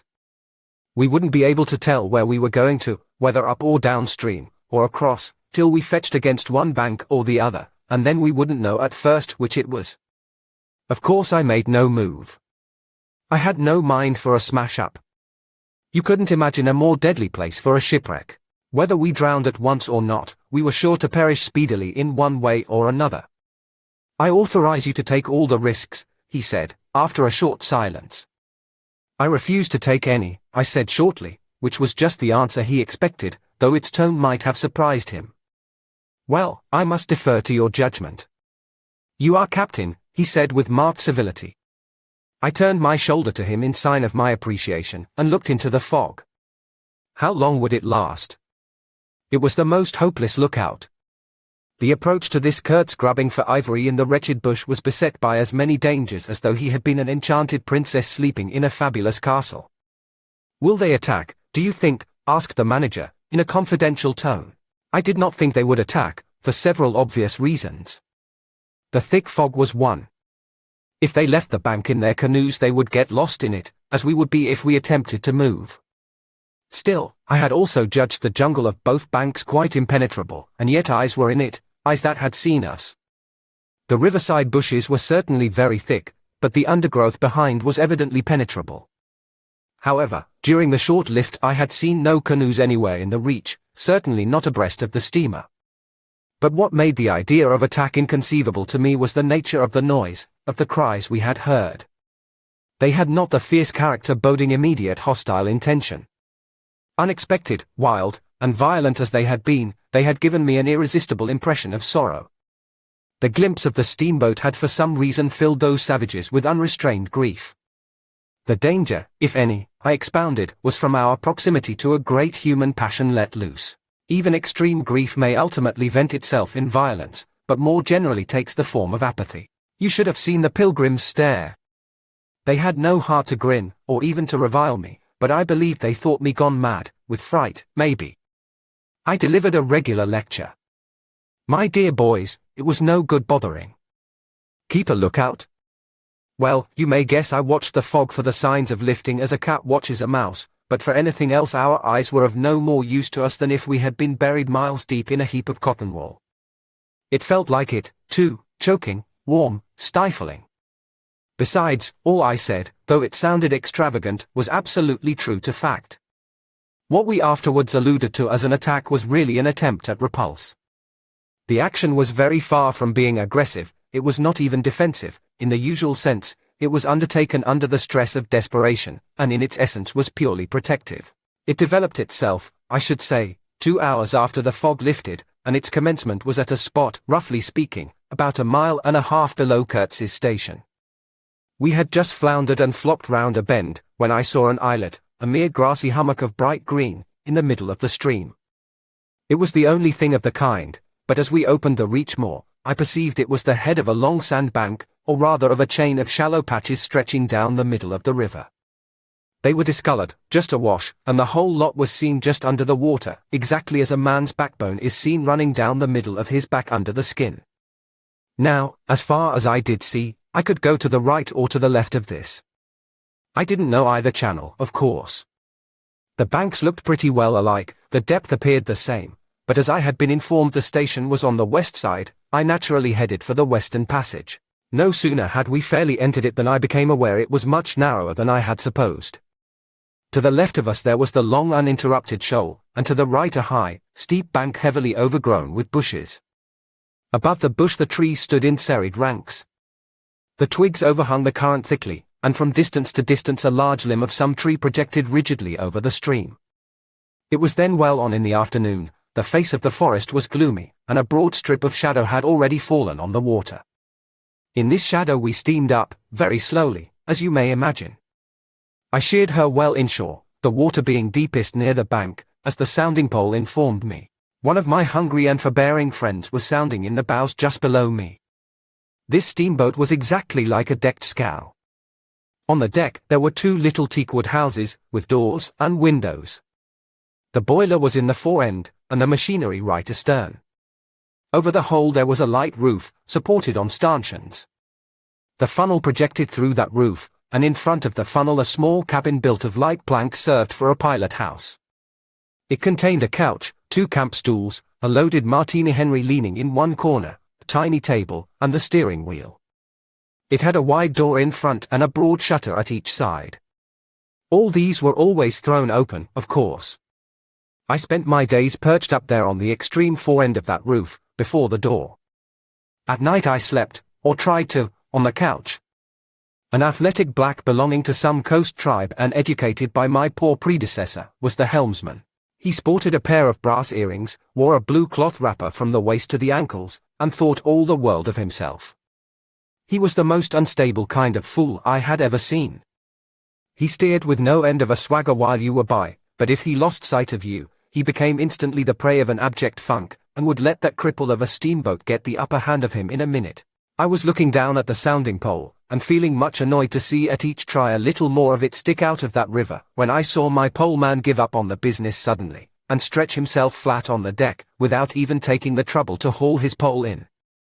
He kept hold on it though, and it trailed in the water. At the same time the fireman, whom I could also see below me, sat down abruptly before his furnace and ducked his head. I was amazed. Then I had to look at the river mighty quick, because there was a snag in the fairway. Sticks, little sticks, were flying about, thick, they were whizzing before my nose, dropping below me, striking behind me against my pilot house. All this time the river, the shore, the woods, were very quiet, perfectly quiet. I could only hear the heavy splashing thump of the stern wheel and the patter of these things. We cleared the snag clumsily. Arrows, by Jove! We were being shot at. I stepped in quickly to close the shutter on the land side. That fool helmsman, his hands on the spokes, was lifting his knees high, stamping his feet, champing his mouth, like a reined-in horse. Confound him! And we were staggering within 10 feet of the bank. I had to lean right out to swing the heavy shutter, and I saw a face amongst the leaves on the level with my own, looking at me very fierce and steady, and then suddenly, as though a veil had been removed from my eyes, I made out, deep in the tangled gloom, naked breasts, arms, legs, glaring eyes. The bush was swarming with human limbs in movement, glistening of bronze color. The twigs shook, swayed, and rustled, the arrows flew out of them, and then the shutter came to. "Steer her straight," I said to the helmsman. He held his head rigid, face forward, but his eyes rolled. He kept on lifting and setting down his feet gently, his mouth foamed a little. "Keep quiet," I said in a fury. I might just as well have ordered a tree not to sway in the wind. I darted out. Below me there was a great scuffle of feet on the iron deck, confused exclamations. A voice screamed, "Can you turn back?" I caught sight of a V-shaped ripple on the water ahead. What? Another snag. A fusillade burst out under my feet. The pilgrims had opened with their Winchesters, and were simply squirting lead into that bush. A deuce of a lot of smoke came up and drove slowly forward. I swore at it. Now I couldn't see the ripple or the snag either. I stood in the doorway, peering, and the arrows came in swarms. They might have been poisoned, but they looked as though they wouldn't kill a cat. The bush began to howl. Our woodcutters raised a warlike whoop. The report of a rifle just at my back deafened me. I glanced over my shoulder, and the pilot house was yet full of noise and smoke when I made a dash at the wheel. The fool nigger had dropped everything, to throw the shutter open and let off that Martini Henry. He stood before the wide opening, glaring, and I yelled at him to come back while I straightened the sudden twist out of that steamboat. There was no room to turn even if I had wanted to. The snag was somewhere very near ahead in that confounded smoke. There was no time to lose, so I just crowded her into the bank, right into the bank, where I knew the water was deep. We tore slowly along the overhanging bushes in a whirl of broken twigs and flying leaves. The fusillade below stopped short, as I had foreseen it would when the squirts got empty. I threw my head back to a glinting whiz that traversed the pilot house, in at one shutter hole and out at the other. Looking past that mad helmsman, who was shaking the empty rifle and yelling at the shore, I saw vague forms of men running bent double, leaping, gliding, distinct, incomplete, evanescent. Something big appeared in the air before the shutter, the rifle went overboard, and the man stepped back swiftly, looked at me over his shoulder in an extraordinary, profound, familiar manner, and fell upon my feet. The side of his head hit the wheel twice, and the end of what appeared a long cane clattered round and knocked over a little camp stool. It looked as though after wrenching that thing from somebody ashore he had lost his balance in the effort. The thin smoke had blown away, we were clear of the snag, and looking ahead I could see that in another 100 yards or so I would be free to sheer off, away from the bank, but my feet felt so very warm and wet that I had to look down. The man had rolled on his back and stared straight up at me, both his hands clutched that cane. It was the shaft of a spear that, either thrown or lunged through the opening, had caught him in the side, just below the ribs. The blade had gone in out of sight. After making a frightful gash, my shoes were full. A pool of blood lay very still, gleaming dark red under the wheel. His eyes shone with an amazing luster. The fusillade burst out again. He looked at me anxiously, gripping the spear like something precious, with an air of being afraid I would try to take it away from him. I had to make an effort to free my eyes from his gaze and attend to the steering. With one hand I felt above my head for the line of the steam whistle and jerked out screech after screech hurriedly. The tumult of angry and warlike yells was checked instantly, and then from the depths of the woods went out such a tremulous and prolonged wail of mournful fear and utter despair as may be imagined to follow the flight of the last hope from the earth. There was a great commotion in the bush, the shower of arrows stopped, a few dropping shots rang out sharply, then silence, in which the languid beat of the stern wheel came plainly to my ears. I put the helm hard a starboard at the moment when the pilgrim in pink pajamas, very hot and agitated, appeared in the doorway. "The manager sends me," he began in an official tone, and stopped short. "Good God," he said, glaring at the wounded man. We two whites stood over him, and his lustrous and inquiring glance enveloped us both. I declare it looked as though he would presently put to us some questions in an understandable language, but he died without uttering a sound, without moving a limb, without twitching a muscle. Only in the very last moment, as though in response to some sign we could not see, to some whisper we could not hear, he frowned heavily, and that frown gave to his black death mask an inconceivably somber, brooding, and menacing expression. The luster of inquiring glance faded swiftly into vacant glassiness. "Can you steer?" I asked the agent eagerly. He looked very dubious, but I made a grab at his arm, and he understood at once I meant him to steer whether or no. To tell you the truth, I was morbidly anxious to change my shoes and socks. "He is dead," murmured the fellow, immensely impressed. "No doubt about it," said I, tugging like mad at the shoelaces. "And by the way, I suppose Mr. Kurtz is dead as well by this time." For the moment that was the dominant thought. There was a sense of extreme disappointment, as though I had found out I had been striving after something altogether without a substance. I couldn't have been more disgusted if I had traveled all this way for the sole purpose of talking with Mr. Kurtz. Talking with. I flung one shoe overboard, and became aware that that was exactly what I had been looking forward to, a talk with Kurtz. I made the strange discovery that I had never imagined him as doing, you know, but as discoursing. I didn't say to myself, "Now I will never see him," or "Now I will never shake him by the hand," but "Now I will never hear him." The man presented himself as a voice. Not of course that I did not connect him with some sort of action. Hadn't I been told in all the tones of jealousy and admiration that he had collected, bartered, swindled, or stolen more ivory than all the other agents together? That was not the point. The point was in his being a gifted creature, and that of all his gifts the one that stood out preeminently, that carried with it a sense of real presence, was his ability to talk, his words, the gift of expression, the bewildering, the illuminating, the most exalted and the most contemptible, the pulsating stream of light, or the deceitful flow from the heart of an impenetrable darkness. The other shoe went flying unto the devil god of that river. I thought, by Jove! It's all over. We are too late, he has vanished, the gift has vanished, by means of some spear, arrow, or club. I will never hear that chap speak after all, and my sorrow had a startling extravagance of emotion, even such as I had noticed in the howling sorrow of these savages in the bush. I couldn't have felt more of lonely desolation somehow, had I been robbed of a belief or had missed my destiny in life. Why do you sigh in this beastly way, somebody? Absurd? Well, absurd. Good Lord. Mustn't a man ever, here, give me some tobacco? There was a pause of profound stillness, then a match flared, and Marlow's lean face appeared, worn, hollow, with downward folds and dropped eyelids, with an aspect of concentrated attention, and as he took vigorous draws at his pipe, it seemed to retreat and advance out of the night in the regular flicker of tiny flame. The match went out. Absurd, he cried. This is the worst of trying to tell. Here you all are, each moored with two good addresses, like a hulk with two anchors, a butcher round one corner, a policeman round another, excellent appetites, and temperature normal, you hear, normal from year's end to year's end. And you say, absurd. Absurd be exploded. Absurd. My dear boys, what can you expect from a man who out of sheer nervousness had just flung overboard a pair of new shoes? Now I think of it, it is amazing I did not shed tears.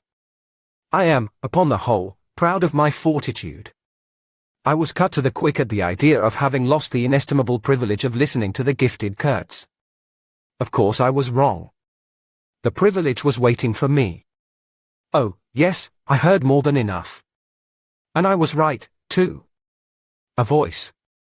He was very little more than a voice. And I heard him, it, this voice, other voices, all of them were so little more than voices, and the memory of that time itself lingers around me, impalpable, like a dying vibration of one immense jabber, silly, atrocious, sordid, savage, or simply mean, without any kind of sense. Voices, voices, even the girl herself, now. He was silent for a long time. I laid the ghost of his gifts at last with a lie, he began, suddenly. Girl. What? Did I mention a girl? Oh, she is out of it, completely. They, the women, I mean, out of it, should be out of it. We must help them to stay in that beautiful world of their own, lest ours gets worse. Oh, she had to be out of it. You should have heard the disinterred body of Mr. Kurtz saying, my intended. You would have perceived directly then how completely she was out of it. And the lofty frontal bone of Mr. Kurtz. They say the hair goes on growing sometimes, but this, specimen, was impressively bald. The wilderness had patted him on the head, and, behold, it was like a ball, an ivory ball, it had caressed him, and, lo, he had withered, it had taken him, loved him, embraced him, got into his veins, consumed his flesh, and sealed his soul to its own by the inconceivable ceremonies of some devilish initiation. He was its spoiled and pampered favorite. Ivory? I should think so. Heaps of it, stacks of it. The old mud shanty was bursting with it. You would think there was not a single tusk left either above or below the ground in the whole country. Mostly fossil, the manager had remarked, disparagingly.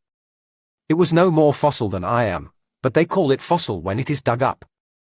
It appears these niggers do bury the tusks sometimes, but evidently they couldn't bury this parcel deep enough to save the gifted Mr. Kurtz from his fate. We filled the steamboat with it, and had to pile a lot on the deck.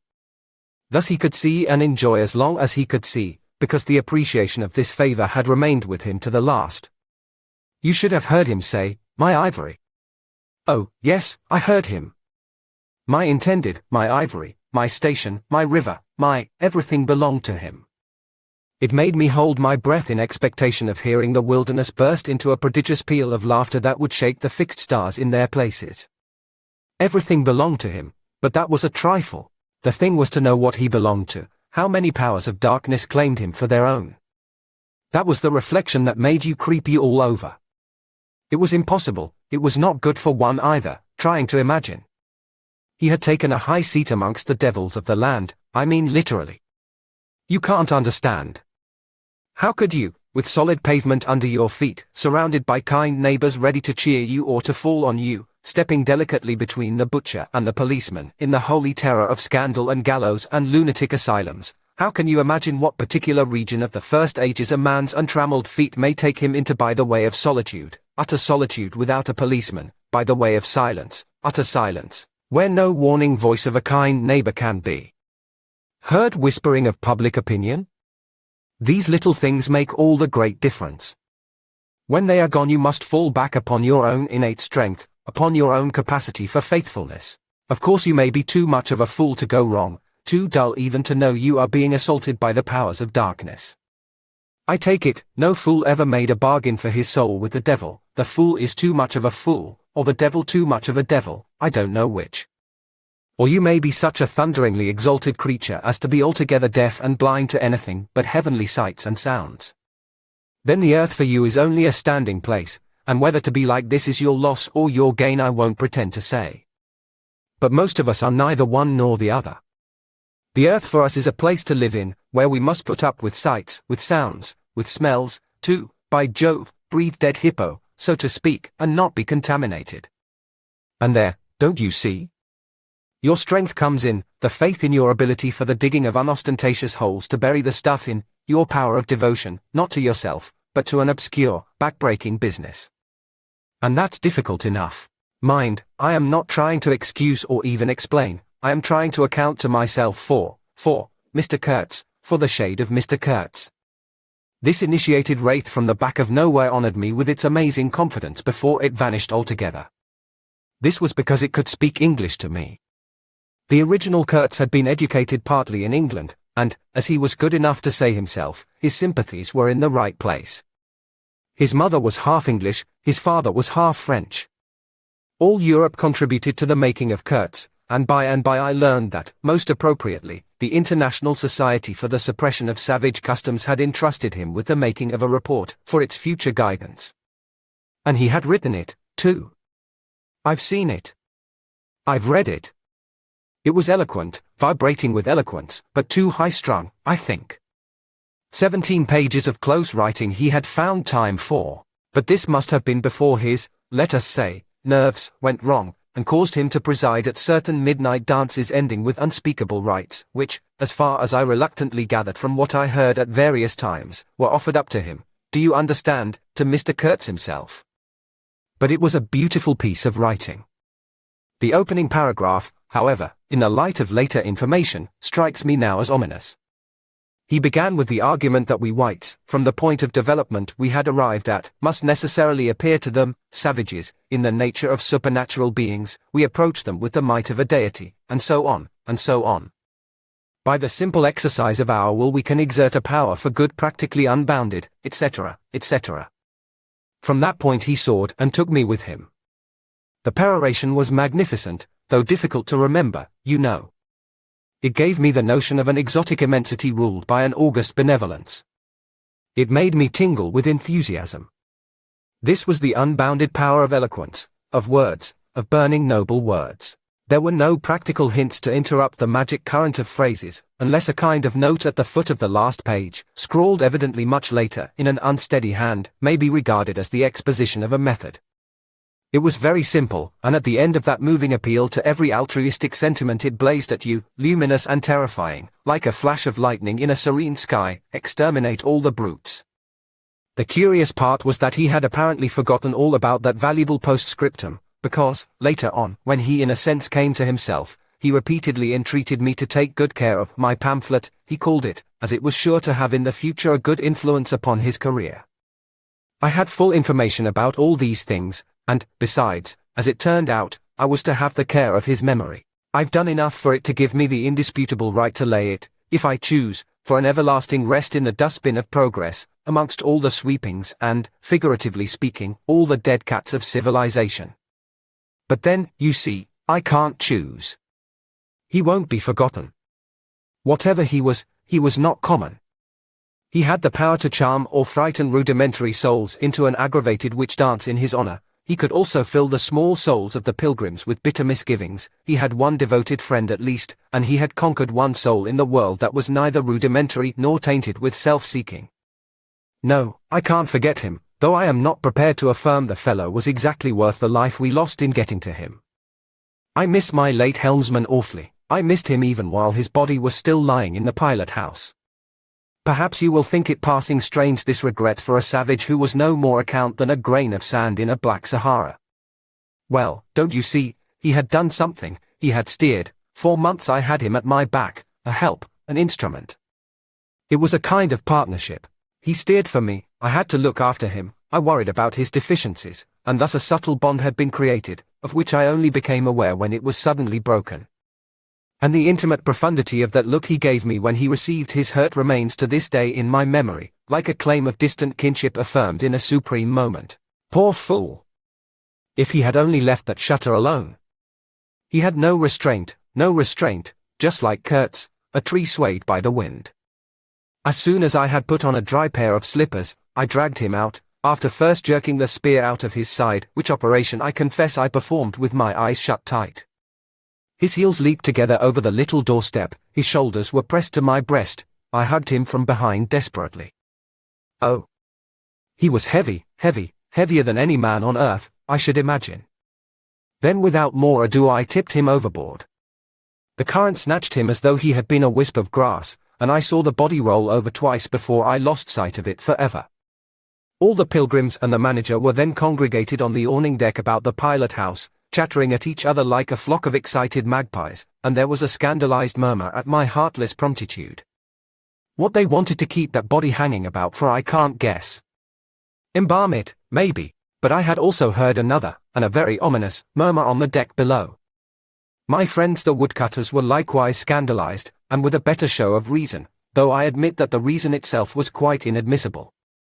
Oh, quite! I had made up my mind that if my late helmsman was to be eaten, the fishes alone should have him.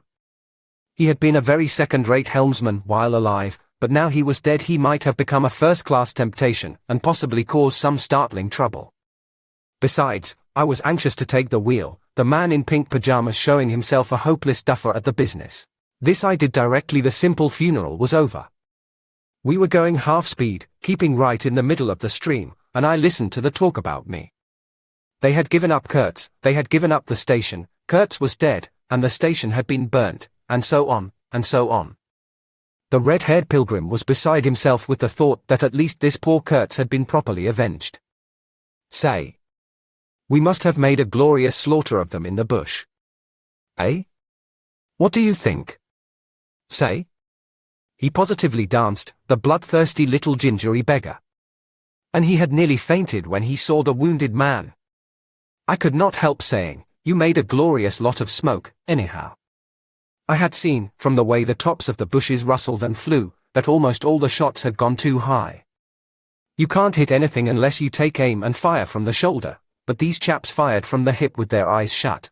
The retreat, I maintained, and I was right, was caused by the screeching of the steam whistle. Upon this they forgot Kurtz, and began to howl at me with indignant protests. The manager stood by the wheel murmuring confidentially about the necessity of getting well away down the river before dark at all events, when I saw in the distance a clearing on the riverside and the outlines of some sort of building. What's this? I asked. He clapped his hands in wonder. The station, he cried.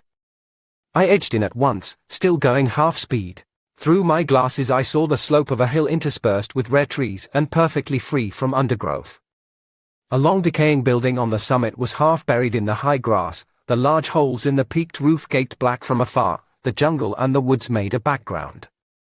There was no enclosure or fence of any kind, but there had been one apparently, for near the house half a dozen slim posts remained in a row, roughly trimmed, and with their upper ends ornamented with round carved balls. The rails, or whatever there had been between, had disappeared. Of course the forest surrounded all that. The riverbank was clear, and on the waterside I saw a white man under a hat like a cartwheel beckoning persistently with his whole arm. Examining the edge of the forest above and below, I was almost certain I could see movements, human forms gliding here and there. I steamed past prudently, then stopped the engines and let her drift down. The man on the shore began to shout, urging us to land. "We have been attacked," screamed the manager. I know. "It's all right," yelled back the other, "as cheerful as you please. Come along. It's all right. I am glad. His aspect reminded me of something I had seen, something funny I had seen somewhere. As I maneuvered to get alongside, I was asking myself, what does this fellow look like? Suddenly I got it. He looked like a harlequin. His clothes had been made of some stuff that was brown holland probably, but it was covered with patches all over, with bright patches, blue, red, and yellow, patches on the back, patches on the front, patches on elbows, on knees, colored binding around his jacket, scarlet edging at the bottom of his trousers, and the sunshine made him look extremely gay and wonderfully neat withal, because you could see how beautifully all this patching had been done. A beardless, boyish face, very fair, no features to speak of, nose peeling, little blue eyes, smiles and frowns chasing each other over that open countenance like sunshine and shadow on a windswept plain. "Look out, Captain," he cried, "there's a snag lodged in here last night." "What? Another snag?" I confess I swore shamefully. I had nearly holed my cripple, to finish off that charming trip. The harlequin on the bank turned his little pug nose up to me. "You English?" he asked, all smiles. "Are you?" I shouted from the wheel. The smiles vanished, and he shook his head as if sorry for my disappointment. Then he brightened up. "Never mind," he cried encouragingly. "Are we in time?" I asked. "He is up there," he replied, with a toss of the head up the hill, and becoming gloomy all of a sudden. His face was like the autumn sky, overcast one moment and bright the next. When the manager, escorted by the pilgrims, all of them armed to the teeth, had gone to the house, this chap came on board.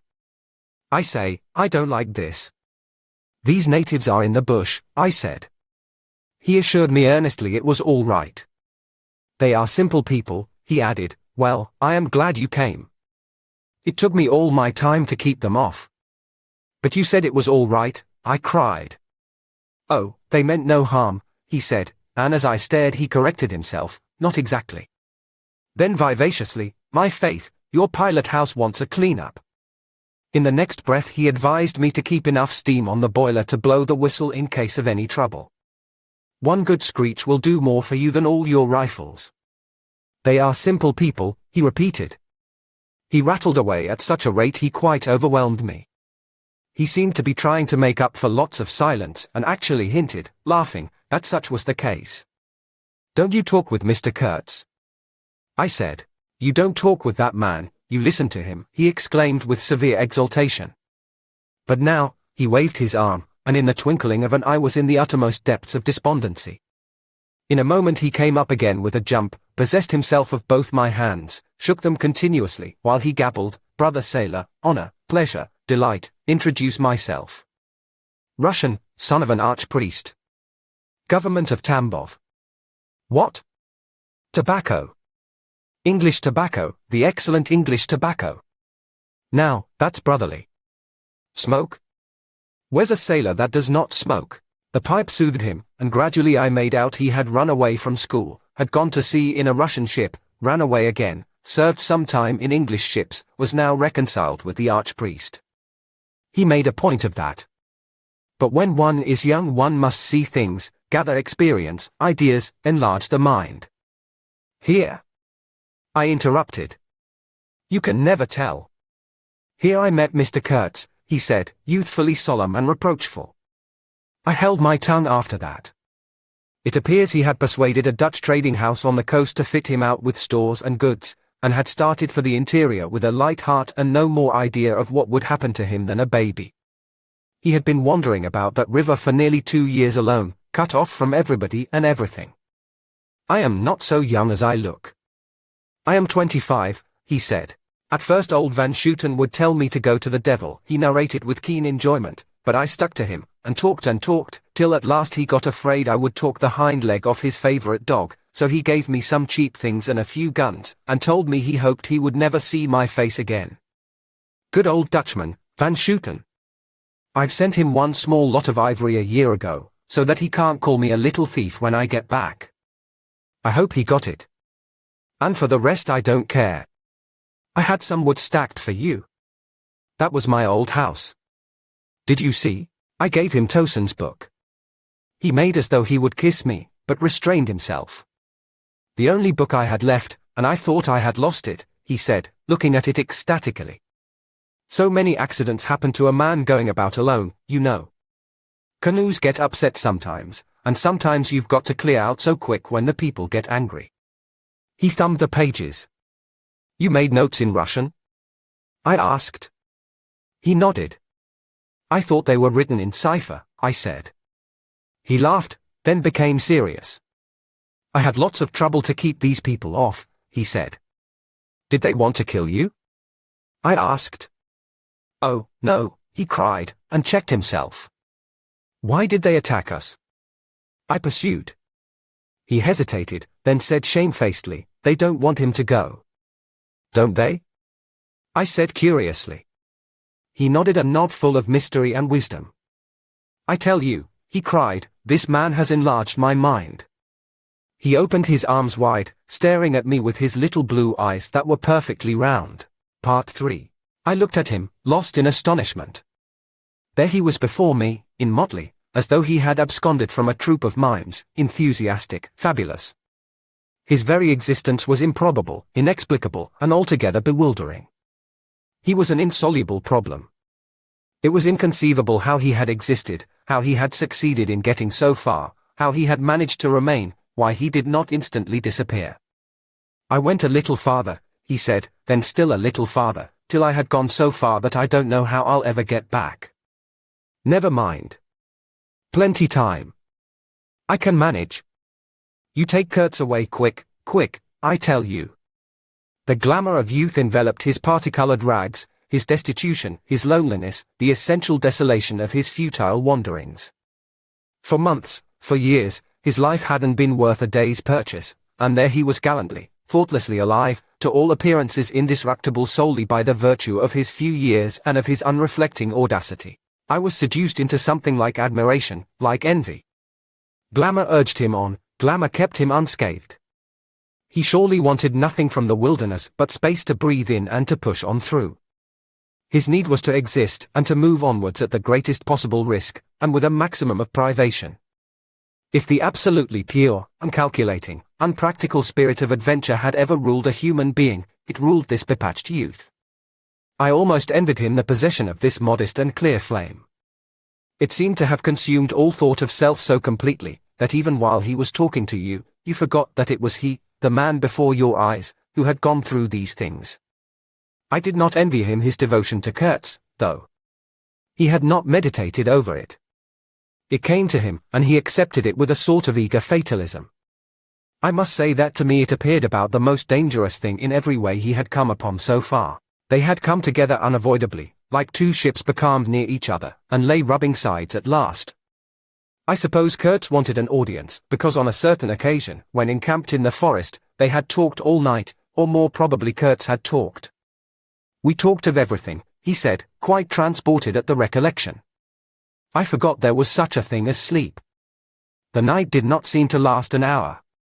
Everything. Everything. Of love, too. He talked to you of love. I said, much amused. It isn't what you think, he cried, almost passionately. It was in general. He made me see things. He threw his arms up. We were on deck at the time, and the headman of my woodcutters, lounging nearby, turned upon him his heavy and glittering eyes. I looked around, and I don't know why, but I assure you that never before, did this land, this river, this jungle, the very arch of this blazing sky, appear to me so hopeless and so dark, so impenetrable to human thought, so pitiless to human weakness. And ever since, you have been with him, of course? I said. On the contrary. It appears their intercourse had been very much broken by various causes. He had, as he informed me proudly, managed to nurse Kurtz through 2 illnesses. He alluded to it as you would to some risky feat, but as a rule Kurtz wandered alone, far in the depths of the forest. Very often coming to this station, I had to wait days and days before he would turn up, he said. It was worth waiting for, sometimes. What was he doing? Exploring or what? I asked. Oh, yes, of course, he had discovered lots of villages, a lake, too. He did not know exactly in what direction. It was dangerous to inquire too much, but mostly his expeditions had been for ivory. But he had no goods to trade with by that time, I objected. There's a good lot of cartridges left even yet, he answered, looking away. To speak plainly, he raided the country, I said. He nodded. Not alone, surely. He muttered something about the villages round that lake. Kurtz got the tribe to follow him, did he? I suggested. He fidgeted a little. They adored him, he said. The tone of these words was so extraordinary that I looked at him searchingly. It was curious to see his mingled eagerness and reluctance to speak of Kurtz. The man filled his life, occupied his thoughts, swayed his emotions.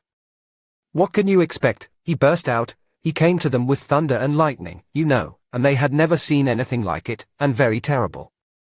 He could be very terrible. You can't judge Mr. Kurtz as you would an ordinary man. No.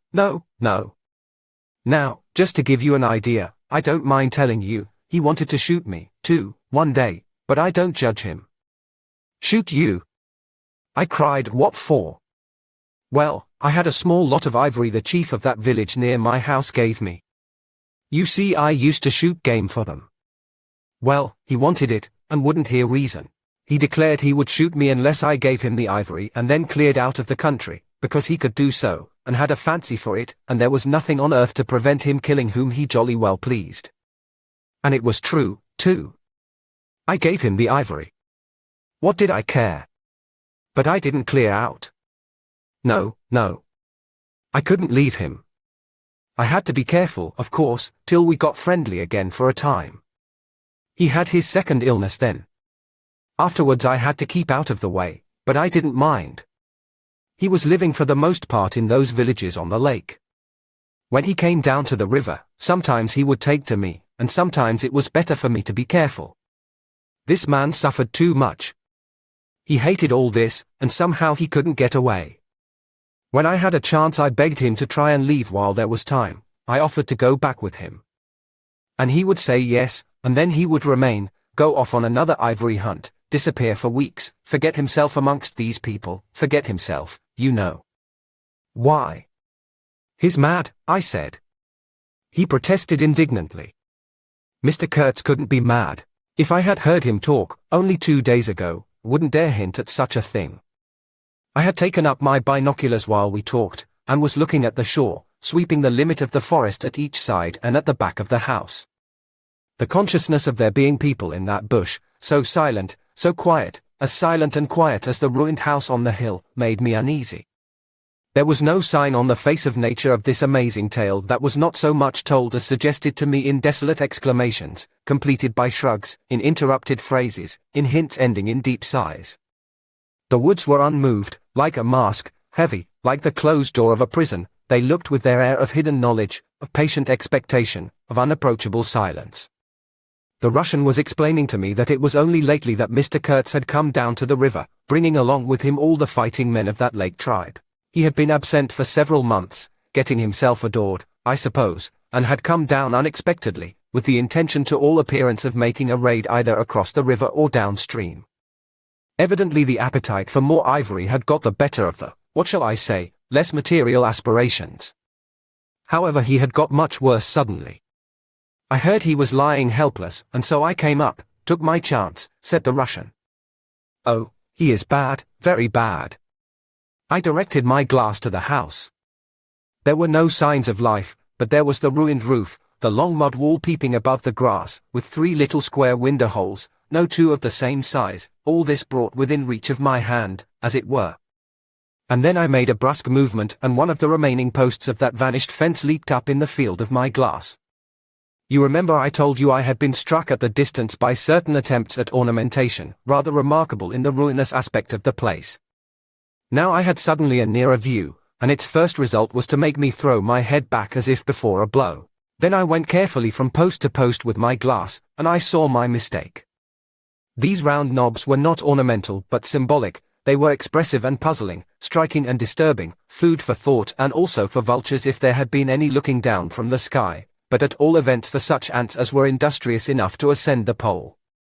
They would have been even more impressive, those heads on the stakes, if their faces had not been turned to the house. Only one, the first I had made out, was facing my way. I was not so shocked as you may think. The start back I had given was really nothing but a movement of surprise. I had expected to see a knob of wood there, you know. I returned deliberately to the first I had seen, and there it was, black, dried, sunken, with closed eyelids, a head that seemed to sleep at the top of that pole, and, with the shrunken dry lips showing a narrow white line of the teeth, was smiling, too, smiling continuously at some endless and jocose dream of that eternal slumber. I am not disclosing any trade secrets. In fact, the manager said afterwards that Mr. Kurtz's methods had ruined the district. I have no opinion on that point, but I want you clearly to understand that there was nothing exactly profitable in these heads being there. They only showed that Mr. Kurtz lacked restraint in the gratification of his various lusts, that there was something wanting in him, some small matter which, when the pressing need arose, could not be found under his magnificent eloquence. Whether he knew of this deficiency himself I can't say. I think the knowledge came to him at last, only at the very last. But the wilderness had found him out early, and had taken on him a terrible vengeance for the fantastic invasion. I think it had whispered to him things about himself which he did not know, things of which he had no conception till he took counsel with this great solitude, and the whisper had proved irresistibly fascinating. It echoed loudly within him because he was hollow at the core. I put down the glass, and the head that had appeared near enough to be spoken to seemed at once to have leaped away from me into inaccessible distance. The admirer of Mr. Kurtz was a bit crestfallen. In a hurried, indistinct voice he began to assure me he had not dared to take these, say, symbols, down. He was not afraid of the natives, they would not stir till Mr. Kurtz gave the word. His ascendancy was extraordinary. The camps of these people surrounded the place, and the chiefs came every day to see him. They would crawl. I don't want to know anything of the ceremonies used when approaching Mr. Kurtz, I shouted. Curious, this feeling that came over me that such details would be more intolerable than those heads drying on the stakes under Mr. Kurtz's windows. After all, that was only a savage sight, while I seemed at one bound to have been transported into some lightless region of subtle horrors, where pure, uncomplicated savagery was a positive relief, being something that had a right to exist, obviously, in the sunshine. The young man looked at me with surprise. I suppose it did not occur to him that Mr. Kurtz was no idol of mine. He forgot I hadn't heard any of these splendid monologues on, what was it? On love, justice, conduct of life, or what not? If it had come to crawling before Mr. Kurtz, he crawled as much as the veriest savage of them all. I had no idea of the conditions, he said, these heads were the heads of rebels. I shocked him excessively by laughing. Rebels? What would be the next definition I was to hear? There had been enemies, criminals, workers, and these were rebels. Those rebellious heads looked very subdued to me on their sticks. You don't know how such a life tries a man like Kurtz, cried Kurtz's last disciple. Well, and you? I said. I am a simple man. I have no great thoughts. I want nothing from anybody. How can you compare me to? His feelings were too much for speech, and suddenly he broke down. I don't understand, he groaned. I've been doing my best to keep him alive, and that's enough. I had no hand in all this. I have no abilities. There hasn't been a drop of medicine or a mouthful of invalid food for months here. He was shamefully abandoned. A man like this, with such ideas. Shamefully. Shamefully. I haven't slept for the last 10 nights. His voice lost itself in the calm of the evening. The long shadows of the forest had slipped downhill while we talked, had gone far beyond the ruined hovel, beyond the symbolic row of stakes. All this was in the gloom, while we down there were yet in the sunshine, and the stretch of the river abreast of the clearing glittered in a still and dazzling splendor, with a murky and overshadowed bend above and below. Not a living soul was seen on the shore. The bushes did not rustle. Suddenly round the corner of the house a group of men appeared, as though they had come up from the ground. They waded waist deep in the grass, in a compact body, bearing an improvised stretcher in their midst. Instantly, in the emptiness of the landscape, a cry arose whose shrillness pierced the still air like a sharp arrow flying straight to the very heart of the land, and, as if by enchantment, streams of human beings, of naked human beings, with spears in their hands, with bows, with shields, with wild glances and savage movements, were poured into the clearing by the dark-faced and pensive forest. The bushes shook, the grass swayed for a time, and then everything stood still in attentive immobility. "Now, if he does not say the right thing to them, we are all done for," said the Russian at my elbow. The knot of men with the stretcher had stopped, too, halfway to the steamer, as if petrified. I saw the man on the stretcher sit up, lank and with an uplifted arm, above the shoulders of the bearers. "Let us hope that the man who can talk so well of love in general will find some particular reason to spare us this time," I said. I resented bitterly the absurd danger of our situation, as if to be at the mercy of that atrocious phantom had been a dishonoring necessity. I could not hear a sound, but through my glasses I saw the thin arm extended commandingly, the lower jaw moving, the eyes of that apparition shining darkly far in its bony head that nodded with grotesque jerks. Kurtz, that means short in German, don't it? Well, the name was as true as everything else in his life and death. He looked at least 7 feet long. His covering had fallen off, and his body emerged from it pitiful and appalling as from a winding sheet. I could see the cage of his ribs all astir, the bones of his arm waving. It was as though an animated image of death carved out of old ivory had been shaking its hand with menaces at a motionless crowd of men made of dark and glittering bronze. I saw him open his mouth wide. It gave him a weirdly voracious aspect, as though he had wanted to swallow all the air, all the earth, all the men before him. A deep voice reached me faintly. He must have been shouting. He fell back suddenly. The stretcher shook as the bearers staggered forward again, and almost at the same time I noticed that the crowd of savages was vanishing without any perceptible movement of retreat, as if the forest that had ejected these beings so suddenly had drawn them in again, as the breath is drawn in a long aspiration. Some of the pilgrims behind the stretcher carried his arms, 2 shotguns, a heavy rifle, and a light revolver carbine, the thunderbolts of that pitiful Jupiter. The manager bent over him murmuring as he walked beside his head. They laid him down in one of the little cabins, just a room for a bed place and a camp stool or 2, you know. We had brought his belated correspondence, and a lot of torn envelopes and open letters littered his bed. His hand roamed feebly amongst these papers. I was struck by the fire of his eyes and the composed languor of his expression. It was not so much the exhaustion of disease. He did not seem in pain. This shadow looked satiated and calm, as though for the moment it had had its fill of all the emotions. He rustled one of the letters, and looking straight in my face said, "I am glad." Somebody had been writing to him about me. These special recommendations were turning up again. The volume of tone he emitted without effort, almost without the trouble of moving his lips, amazed me. A voice! A voice! It was grave, profound, vibrating, while the man did not seem capable of a whisper. However, he had enough strength in him, factitious no doubt, to very nearly make an end of us, as you shall hear directly. The manager appeared silently in the doorway. I stepped out at once and he drew the curtain after me.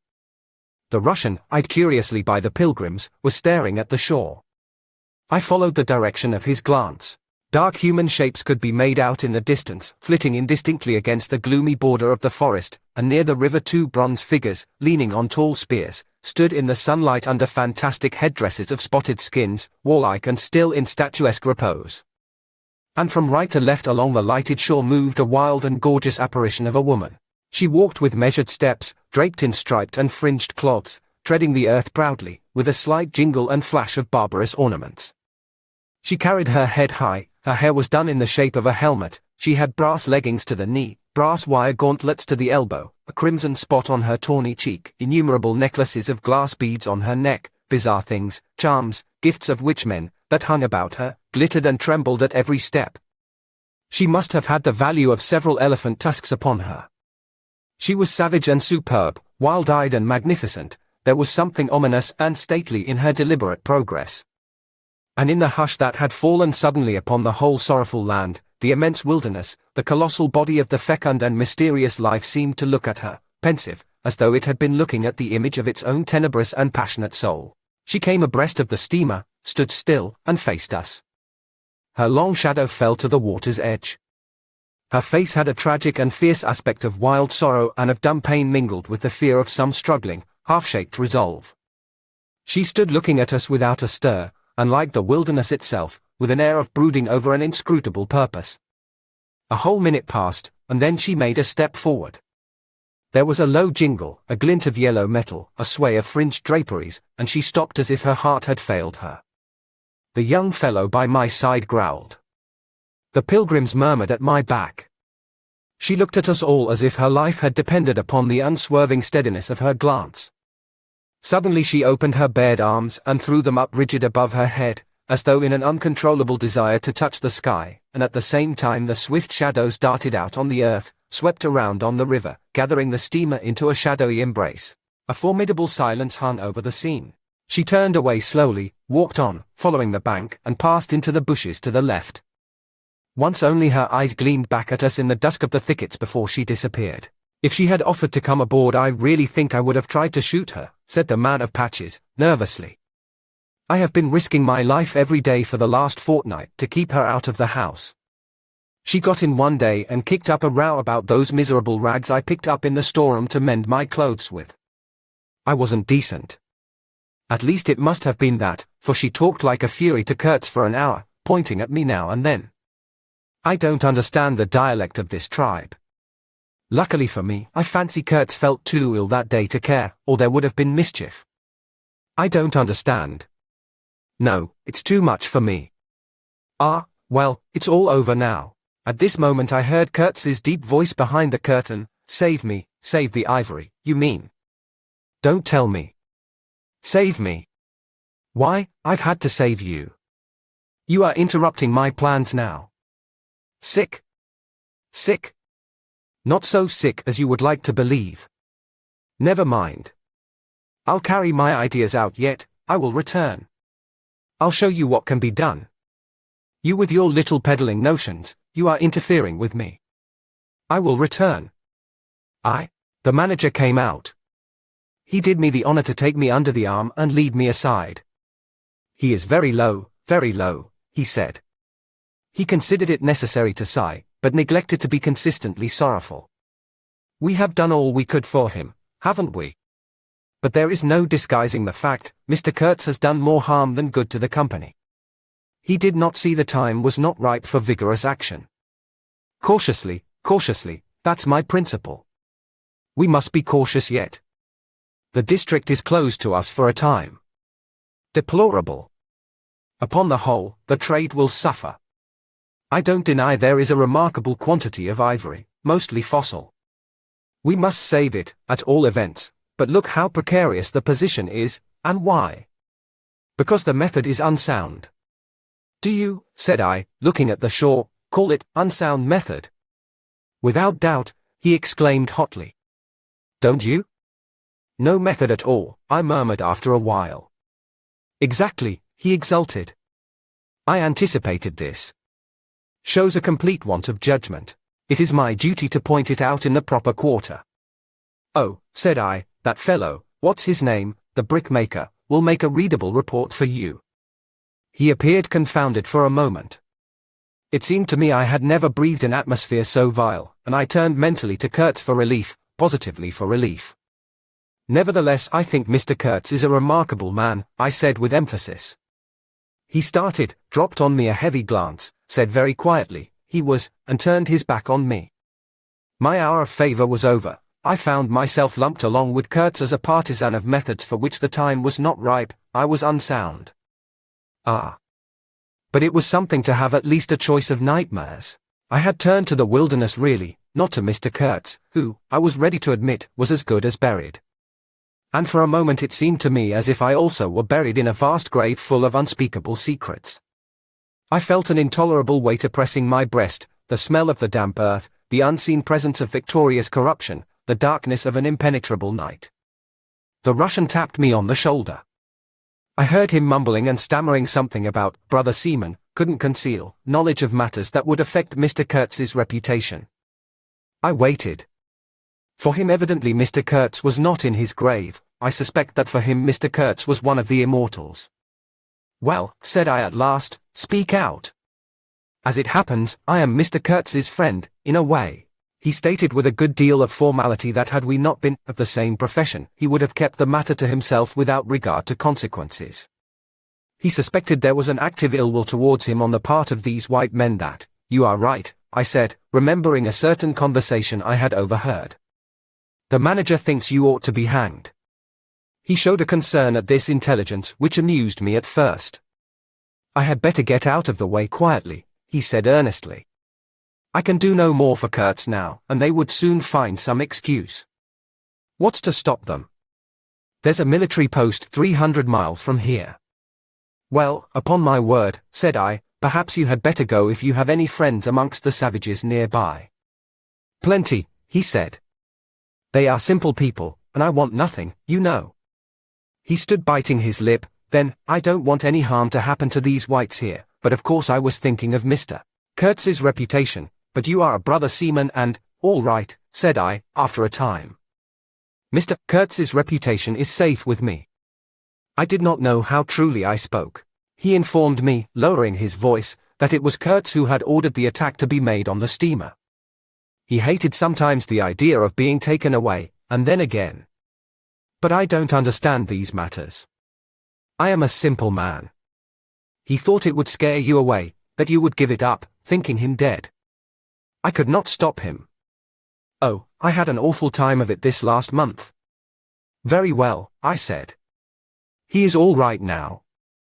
Yes, he muttered, not very convinced apparently. Thanks, said I shall keep my eyes open. But quiet, he urged anxiously. It would be awful for his reputation if anybody here. I promised a complete discretion with great gravity. I have a canoe and 3 black fellows waiting not very far. I am off. Could you give me a few Martini Henry cartridges? I could, and did, with proper secrecy. He helped himself, with a wink at me, to a handful of my tobacco. Between sailors, you know, good English tobacco. At the door of the pilot house he turned round. I say, haven't you a pair of shoes you could spare? He raised one leg. Look. The soles were tied with knotted string sandalwise under his bare feet.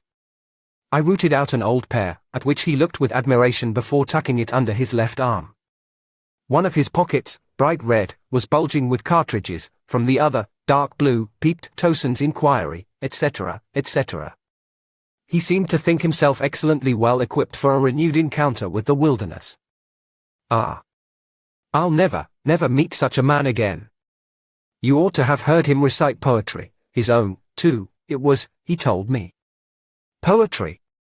He rolled his eyes at the recollection of these delights. Oh, he enlarged my mind. Goodbye, said I. He shook hands and vanished in the night. Sometimes I ask myself whether I had ever really seen him, whether it was possible to meet such a phenomenon. When I woke up shortly after midnight his warning came to my mind with its hint of danger that seemed, in the starred darkness, real enough to make me get up for the purpose of having a look round. On the hill a big fire burned, illuminating fitfully a crooked corner of the station house. One of the agents with a picket of a few of our blacks, armed for the purpose, was keeping guard over the ivory, but deep within the forest, red gleams that wavered, that seemed to sink and rise from the ground amongst confused columnar shapes of intense blackness, showed the exact position of the camp where Mr. Kurtz's adorers were keeping their uneasy vigil.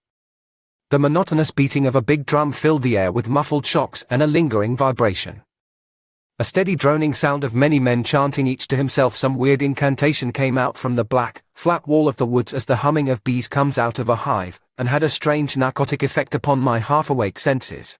I believe I dozed off leaning over the rail, till an abrupt burst of yells, an overwhelming outbreak of a pent-up and mysterious frenzy, woke me up in a bewildered wonder. It was cut short all at once, and the low droning went on with an effect of audible and soothing silence. I glanced casually into the little cabin. A light was burning within, but Mr. Kurtz was not there. I think I would have raised an outcry if I had believed my eyes. But I didn't believe them at first, the thing seemed so impossible. The fact is I was completely unnerved by a sheer blank fright, pure abstract terror, unconnected with any distinct shape of physical danger. What made this emotion so overpowering was, how shall I define it, the moral shock I received, as if something altogether monstrous, intolerable to thought and odious to the soul, had been thrust upon me unexpectedly. This lasted of course the merest fraction of a second, and then the usual sense of commonplace, deadly danger, the possibility of a sudden onslaught and massacre, or something of the kind, which I saw impending, was positively welcome and composing. It pacified me, in fact, so much that I did not raise an alarm. There was an agent buttoned up inside an ulster and sleeping on a chair on deck within 3 feet of me. The yells had not awakened him. He snored very slightly. I left him to his slumbers and leaped ashore. I did not betray Mr. Kurtz. It was ordered I should never betray him. It was written I should be loyal to the nightmare of my choice. I was anxious to deal with this shadow by myself alone, and to this day I don't know why I was so jealous of sharing with anyone the peculiar blackness of that experience. As soon as I got on the bank I saw a broad trail through the grass. I remember the exultation with which I said to myself, "He can't walk, he is crawling on all fours, I've got him." The grass was wet with dew. I strode rapidly with clenched fists. I fancy I had some vague notion of falling upon him and giving him a drubbing. I don't know. I had some imbecile thoughts. The knitting old woman with the cat obtruded herself upon my memory as a most improper person to be sitting at the other end of such an affair. I saw a row of pilgrims squirting lead in the air out of Winchesters held to the hip. I thought I would never get back to the steamer, and imagined myself living alone and unarmed in the woods to an advanced age. Such silly things, you know. And I remember I confounded the beat of the drum with the beating of my heart, and was pleased at its calm regularity. I kept to the track though, then stopped to listen. The night was very clear, a dark blue space, sparkling with dew and starlight, in which black things stood very still. I thought I could see a kind of motion ahead of me. I was strangely cocksure of everything that night. I actually left the track and ran in a wide semicircle, I verily believe chuckling to myself, so as to get in front of that stir, of that motion I had seen, if indeed I had seen anything. I was circumventing Kurtz as though it had been a boyish game. I came upon him, and, if he had not heard me coming, I would have fallen over him, too, but he got up in time. He rose, unsteady, long, pale, indistinct, like a vapor exhaled by the earth, and swayed slightly, misty and silent before me, while at my back the fires loomed between the trees, and the murmur of many voices issued from the forest. I had cut him off cleverly, but when actually confronting him I seemed to come to my senses. I saw the danger in its right proportion. It was by no means over yet. Suppose he began to shout? Though he could hardly stand, there was still plenty of vigor in his voice. "Go away, hide yourself," he said, in that profound tone. It was very awful. I glanced back. We were within 30 yards from the nearest fire. A black figure stood up, strode on long black legs, waving long black arms, across the glow. It had horns, antelope horns, I think, on its head. Some sorcerer, some witchman, no doubt, it looked fiend-like enough. "Do you know what you are doing?" I whispered. "Perfectly," he answered, raising his voice for that single word. It sounded to me far off and yet loud, like a hail through a speaking trumpet. "If he makes a row we are lost," I thought to myself. This clearly was not a case for fisticuffs, even apart from the very natural aversion I had to beat that shadow, this wandering and tormented thing. "You will be lost," I said, "utterly lost. One gets sometimes such a flash of inspiration, you know." I did say the right thing, though indeed he could not have been more irretrievably lost than he was at this very moment, when the foundations of our intimacy were being laid, to endure, even to the end, even beyond. "I had immense plans," he muttered irresolutely. "Yes," said I, "but if you try to shout I'll smash your head with—" There was not a stick or a stone near. "I will throttle you for good," I corrected myself. I was on the threshold of great things, he pleaded, in a voice of longing, with a wistfulness of tone that made my blood run cold. "And now for this stupid scoundrel, your success in Europe is assured in any case," I affirmed steadily. I did not want to have the throttling of him, you understand, and indeed it would have been very little use for any practical purpose. I tried to break the spell, the heavy, mute spell of the wilderness, that seemed to draw him to its pitiless breast by the awakening of forgotten and brutal instincts, by the memory of gratified and monstrous passions. This alone, I was convinced, had driven him out to the edge of the forest, to the bush, towards the gleam of fires, the throb of drums, the drone of weird incantations. This alone had beguiled his unlawful soul beyond the bounds of permitted aspirations. And, don't you see, the terror of the position was not in being knocked on the head, though I had a very lively sense of that danger, too, but in this, that I had to deal with a being to whom I could not appeal in the name of anything high or low. I had, even like the niggers, to invoke him, himself, his own exalted and incredible degradation. There was nothing either above or below him, and I knew it. He had kicked himself loose of the earth. Confound the man! He had kicked the very earth to pieces. He was alone, and I before him did not know whether I stood on the ground or floated in the air. I've been telling you what we said, repeating the phrases we pronounced, but what's the good? They were common everyday words, the familiar, vague sounds exchanged on every waking day of life. But what of that? They had behind them, to my mind, the terrific suggestiveness of words heard in dreams, of phrases spoken in nightmares. Soul. If anybody ever struggled with a soul, I am the man. And I wasn't arguing with a lunatic either. Believe me or not, his intelligence was perfectly clear, concentrated, it is true, upon himself with horrible intensity, yet clear, and therein was my only chance, barring, of course, the killing him there and then, which wasn't so good, on account of unavoidable noise. But his soul was mad.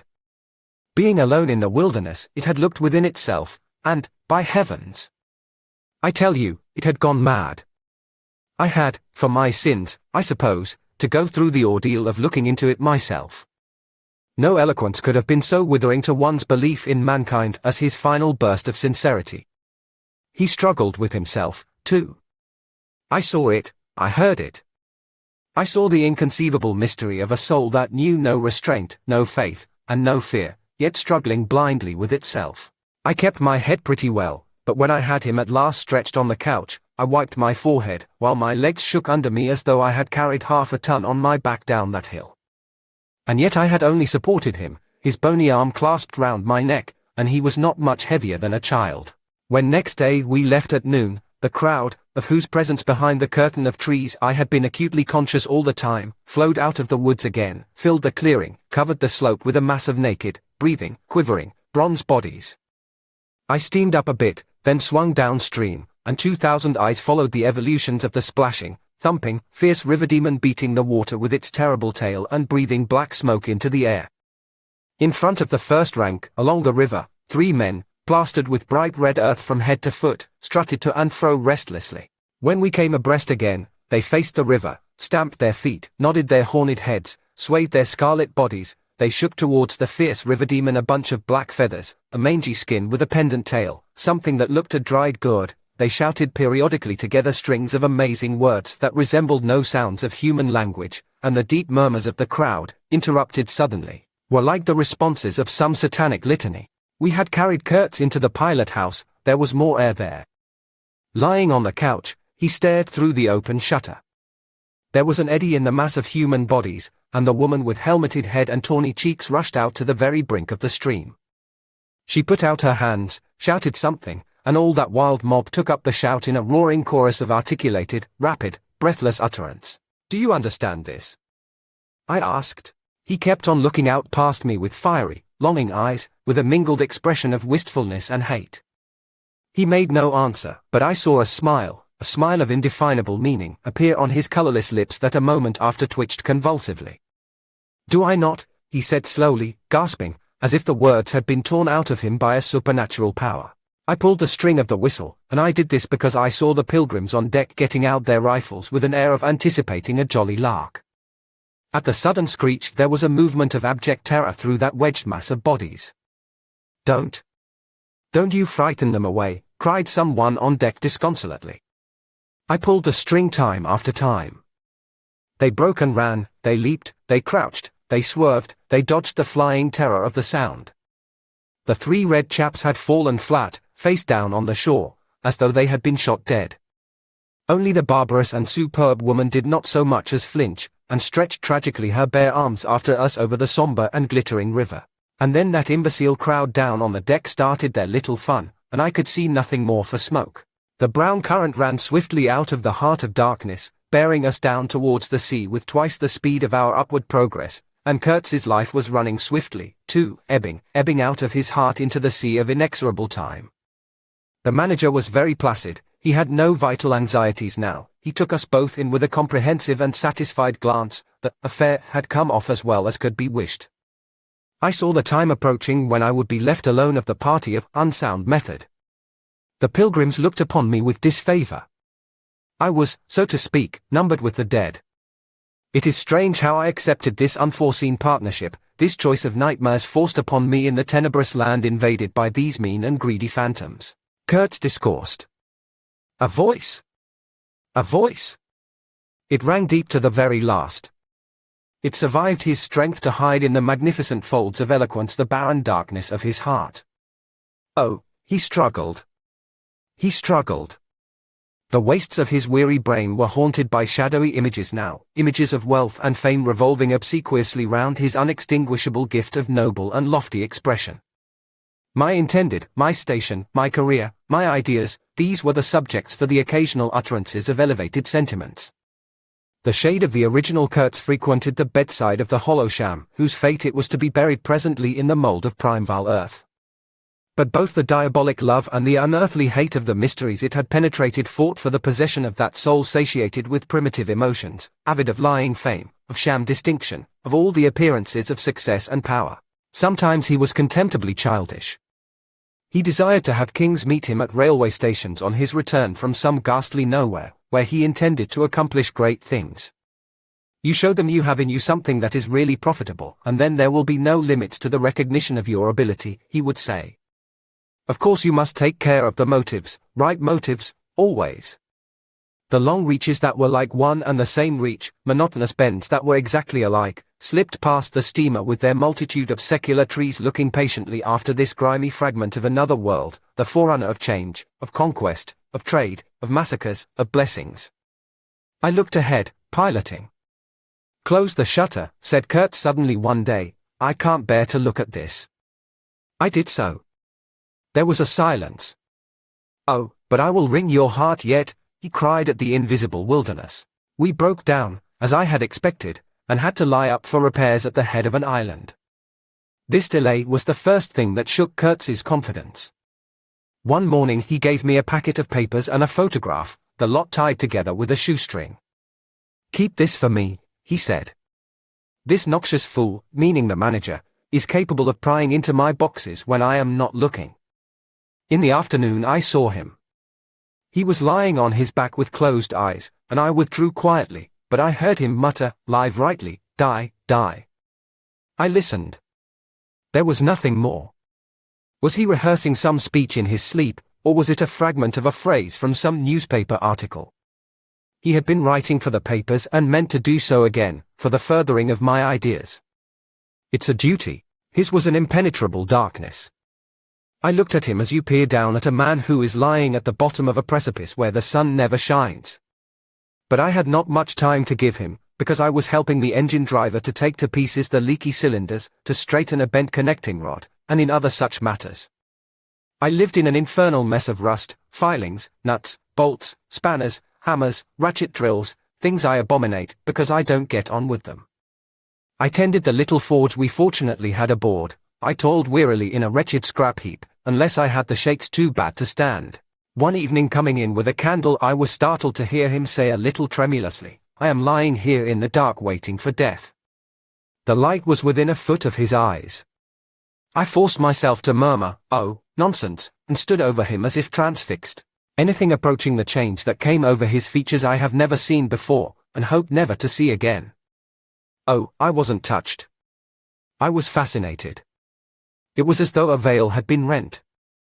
I saw on that ivory face the expression of somber pride, of ruthless power, of craven terror, of an intense and hopeless despair.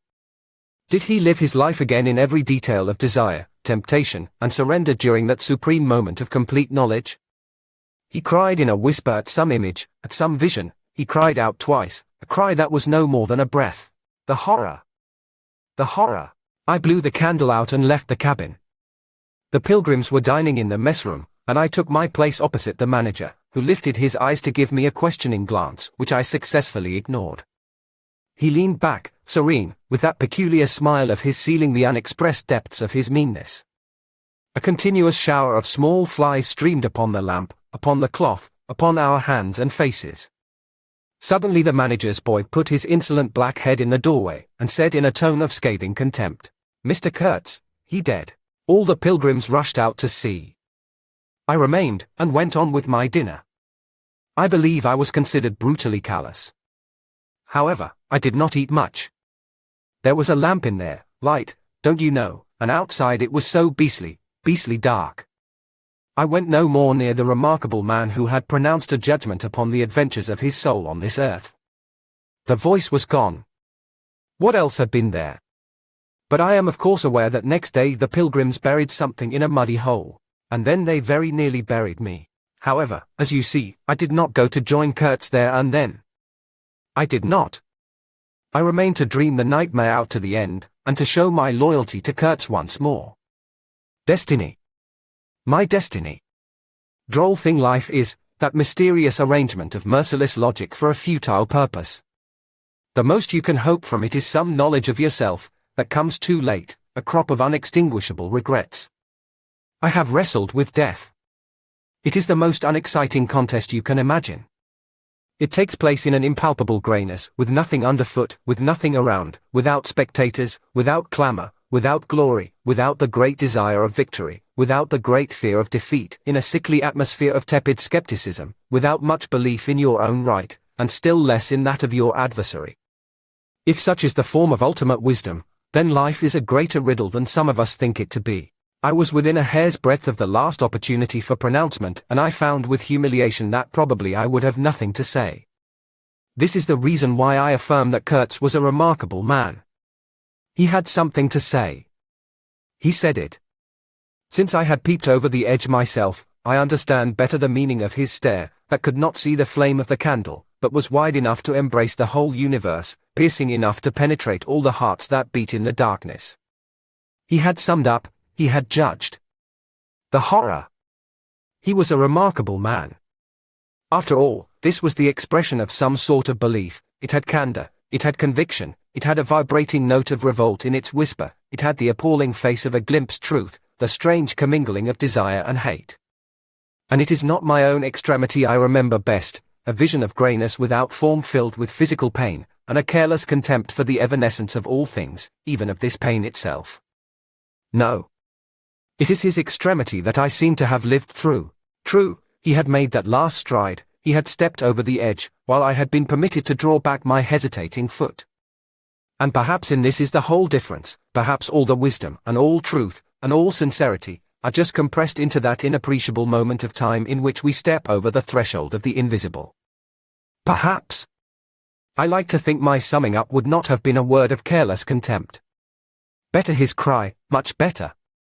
It was an affirmation, a moral victory paid for by innumerable defeats, by abominable terrors, by abominable satisfactions. But it was a victory. That is why I have remained loyal to Kurtz to the last, and even beyond, when a long time after I heard once more, not his own voice, but the echo of his magnificent eloquence thrown to me from a soul as translucently pure as a cliff of crystal. No, they did not bury me, though there is a period of time which I remember mistily, with a shuddering wonder, like a passage through some inconceivable world that had no hope in it and no desire. I found myself back in the sepulchral city, resenting the sight of people hurrying through the streets to filch a little money from each other, to devour their infamous cookery, to gulp their unwholesome beer, to dream their insignificant and silly dreams. They trespassed upon my thoughts. They were intruders whose knowledge of life was to me an irritating pretense, because I felt so sure they could not possibly know the things I knew.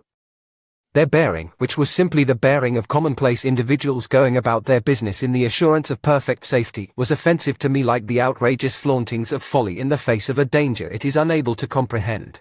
I had no particular desire to enlighten them, but I had some difficulty in restraining myself from laughing in their faces so full of stupid importance. I dare say I was not very well at that time. I tottered about the streets. There were various affairs to settle, grinning bitterly at perfectly respectable persons. I admit my behavior was inexcusable, but then my temperature was seldom normal in these days. My dear aunt's endeavors to nurse up my strength seemed altogether beside the mark. It was not my strength that wanted nursing, it was my imagination that wanted soothing. I kept the bundle of papers given me by Kurtz, not knowing exactly what to do with it. His mother had died lately, watched over, as I was told, by his intended. A clean-shaved man, with an official manner and wearing gold-rimmed spectacles, called on me one day and made inquiries, at first circuitous, afterwards suavely pressing, about what he was pleased to denominate certain documents. I was not surprised, because I had had 2 rows with the manager on the subject out there. I had refused to give up the smallest scrap out of that package, and I took the same attitude with the spectacled man. He became darkly menacing at last, and with much heat argued that the company had the right to every bit of information about its territories. And said he, Mr. Kurtz's knowledge of unexplored regions must have been necessarily extensive and peculiar, owing to his great abilities and to the deplorable circumstances in which he had been placed. Therefore, I assured him Mr. Kurtz's knowledge, however extensive, did not bear upon the problems of commerce or administration. He invoked then the name of science. It would be an incalculable loss if, etc., etc. I offered him the report on the suppression of savage customs, with the postscriptum torn off. He took it up eagerly, but ended by sniffing at it with an air of contempt. "This is not what we had a right to expect," he remarked. "Expect nothing else," I said. "There are only private letters." He withdrew upon some threat of legal proceedings, and I saw him no more, but another fellow, calling himself Kurtz's cousin, appeared 2 days later, and was anxious to hear all the details about his dear relative's last moments. Incidentally, he gave me to understand that Kurtz had been essentially a great musician. "There was the making of an immense success," said the man, who was an organist, I believe, with lank grey hair flowing over a greasy coat collar. I had no reason to doubt his statement, and to this day I am unable to say what was Kurtz's profession, whether he ever had any, which was the greatest of his talents. I had taken him for a painter who wrote for the papers, or else for a journalist who could paint, but even the cousin, who took snuff during the interview, could not tell me what he had been, exactly. He was a universal genius. On that point I agreed with the old chap, who thereupon blew his nose noisily into a large cotton handkerchief and withdrew in senile agitation, bearing off some family letters and memoranda without importance. Ultimately a journalist anxious to know something of the fate of his dear colleague turned up. This visitor informed me Kurtz's proper sphere ought to have been politics on the popular side. He had furry straight eyebrows, bristly hair cropped short, an eyeglass on a broad ribbon, and, becoming expansive, confessed his opinion that Kurtz really couldn't write a bit, but heavens! How that man could talk! He electrified large meetings. He had faith, don't you see? He had the faith. He could get himself to believe anything, anything. He would have been a splendid leader of an extreme party. What party? I asked. Any party, answered the other. He was an extremist. Did I not think so? I assented. Did I know, he asked, with a sudden flash of curiosity, what it was that had induced him to go out there? Yes, said I, and forthwith handed him the famous report for publication, if he thought fit. He glanced through it hurriedly, mumbling all the time, judged it would do, and took himself off with this plunder. Thus I was left at last with a slim packet of letters and the girl's portrait. She struck me as beautiful, I mean she had a beautiful expression. I know that the sunlight can be made to lie, too, yet one felt that no manipulation of light and pose could have conveyed the delicate shade of truthfulness upon those features. She seemed ready to listen without mental reservation, without suspicion, without a thought for herself. I concluded I would go and give her back her portrait and those letters myself. Curiosity? Yes, and also some other feeling perhaps. All that had been Kurtz's had passed out of my hands, his soul, his body, his station, his plans, his ivory, his career. There remained only his memory and his intended, and I wanted to give that up, too, to the past, in a way, to surrender personally all that remained of him with me to that oblivion which is the last word of our common fate. I don't defend myself. I had no clear perception of what it was I really wanted. Perhaps it was an impulse of unconscious loyalty, or the fulfillment of one of those ironic necessities that lurk in the facts of human existence. I don't know. I can't tell. But I went. I thought his memory was like the other memories of the dead that accumulate in every man's life, a vague impress on the brain of shadows that had fallen on it in their swift and final passage, but before the high and ponderous door, between the tall houses of a street as still and decorous as a well-kept alley in a cemetery, I had a vision of him on the stretcher, opening his mouth voraciously, as if to devour all the earth with all its mankind. He lived then before me, he lived as much as he had ever lived, a shadow insatiable of splendid appearances, of frightful realities, a shadow darker than the shadow of the night, and draped nobly in the folds of a gorgeous eloquence. The vision seemed to enter the house with me, the stretcher, the phantom bearers, the wild crowd of obedient worshippers, the gloom of the forests, the glitter of the reach between the murky bends, the beat of the drum, regular and muffled like the beating of a heart, the heart of a conquering darkness. It was a moment of triumph for the wilderness, an invading and vengeful rush which, it seemed to me, I would have to keep back alone for the salvation of another soul. And the memory of what I had heard him say afar there, with the horned shape stirring at my back, in the glow of fires, within the patient woods, those broken phrases came back to me, were heard again in their ominous and terrifying simplicity. I remembered his abject pleading, his abject threats, the colossal scale of his vile desires, the meanness, the torment, the tempestuous anguish of his soul. And later on I seemed to see his collected languid manner, when he said one day, "This lot of ivory now is really mine. The company did not pay for it. I collected it myself at a very great personal risk. I am afraid they will try to claim it as theirs though. It is a difficult case. What do you think I ought to do, resist? I want no more than justice." He wanted no more than justice, no more than justice. I rang the bell before a mahogany door on the first floor, and while I waited he seemed to stare at me out of the glassy panel, stare with that wide and immense stare embracing, condemning, loathing all the universe. I seemed to hear the whispered cry, "The horror!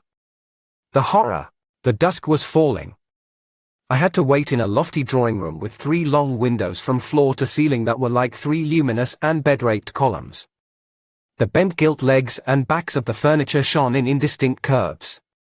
The tall marble fireplace had a cold and monumental whiteness. A grand piano stood massively in a corner, with dark gleams on the flat surfaces like a somber and polished sarcophagus. A high door opened, closed. I rose. She came forward, all in black, with a pale head, floating towards me in the dusk. She was in mourning. It was more than a year since his death, more than a year since the news came. She seemed as though she would remember and mourn forever. She took both my hands in hers and murmured, "I had heard you were coming." I noticed she was not very young, I mean not girlish. She had a mature capacity for fidelity, for belief, for suffering. The room seemed to have grown darker, as if all the sad light of the cloudy evening had taken refuge on her forehead. This fair hair, this pale visage, this pure brow, seemed surrounded by an ashy halo from which the dark eyes looked out at me. Their glance was guileless, profound, confident, and trustful. She carried her sorrowful head as though she were proud of that sorrow, as though she would say, I alone know how to mourn for him as he deserves." But while we were still shaking hands, such a look of awful desolation came upon her face that I perceived she was one of those creatures that are not the playthings of time. For her he had died only yesterday. And, by Jove! The impression was so powerful that for me, too, he seemed to have died only yesterday, nay, this very minute. I saw her and him in the same instant of time, his death and her sorrow. I saw her sorrow in the very moment of his death. Do you understand? I saw them together, I heard them together. She had said, with a deep catch of the breath, "I have survived," while my strained ears seemed to hear distinctly, mingled with her tone of despairing regret, the summing up whisper of his eternal condemnation. I asked myself what I was doing there, with a sensation of panic in my heart as though I had blundered into a place of cruel and absurd mysteries not fit for a human being to behold. She motioned me to a chair. We sat down. I laid the packet gently on the little table, and she put her hand over it. "You knew him well," she murmured, after a moment of mourning silence. "Intimacy grows quickly out there," I said. "I knew him as well as it is possible for one man to know another." "And you admired him," she said.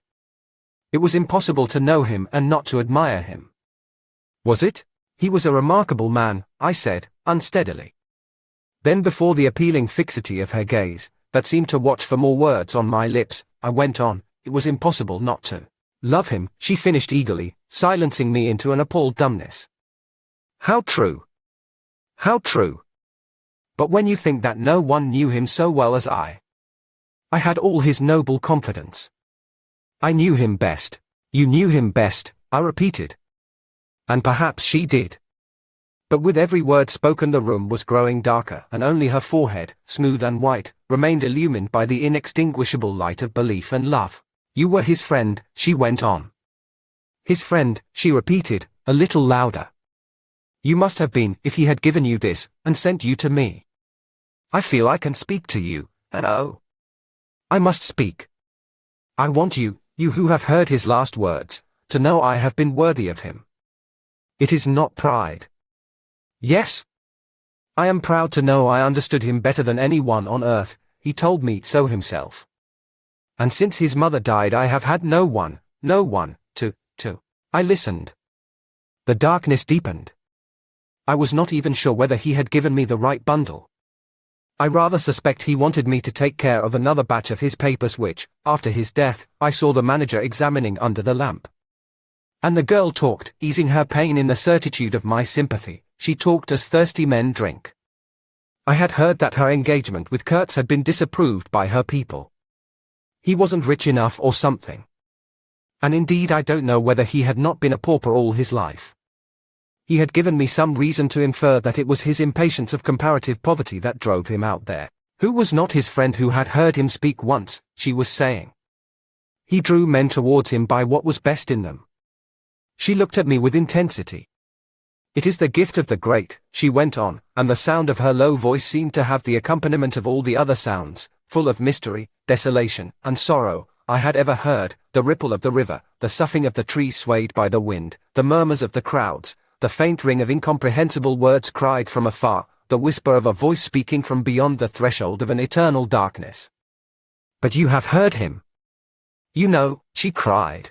Yes, I know, I said with something like despair in my heart, but bowing my head before the faith that was in her, before that great and saving illusion that shone with an unearthly glow in the darkness, in the triumphant darkness from which I could not have defended her, from which I could not even defend myself. What a loss to me, to us, she corrected herself with beautiful generosity, then added in a murmur, to the world. By the last gleams of twilight I could see the glitter of her eyes, full of tears that would not fall. I have been very happy, very fortunate, very proud, she went on. Too fortunate. Too happy for a little while. And now I am unhappy for life. She stood up, her fair hair seemed to catch all the remaining light in a glimmer of gold. I rose, too. And of all this, she went on mournfully, of all his promise, and of all his greatness, of his generous mind, of his noble heart, nothing remains, nothing but a memory. You and I, we shall always remember him, I said hastily. No, she cried. It is impossible that all this should be lost, that such a life should be sacrificed to leave nothing but sorrow. You know what vast plans he had. I knew of them, too, I could not perhaps understand, but others knew of them. Something must remain. His words, at least, have not died. His words will remain, I said. And his example, she whispered to herself. Men looked up to him, his goodness shone in every act. His example.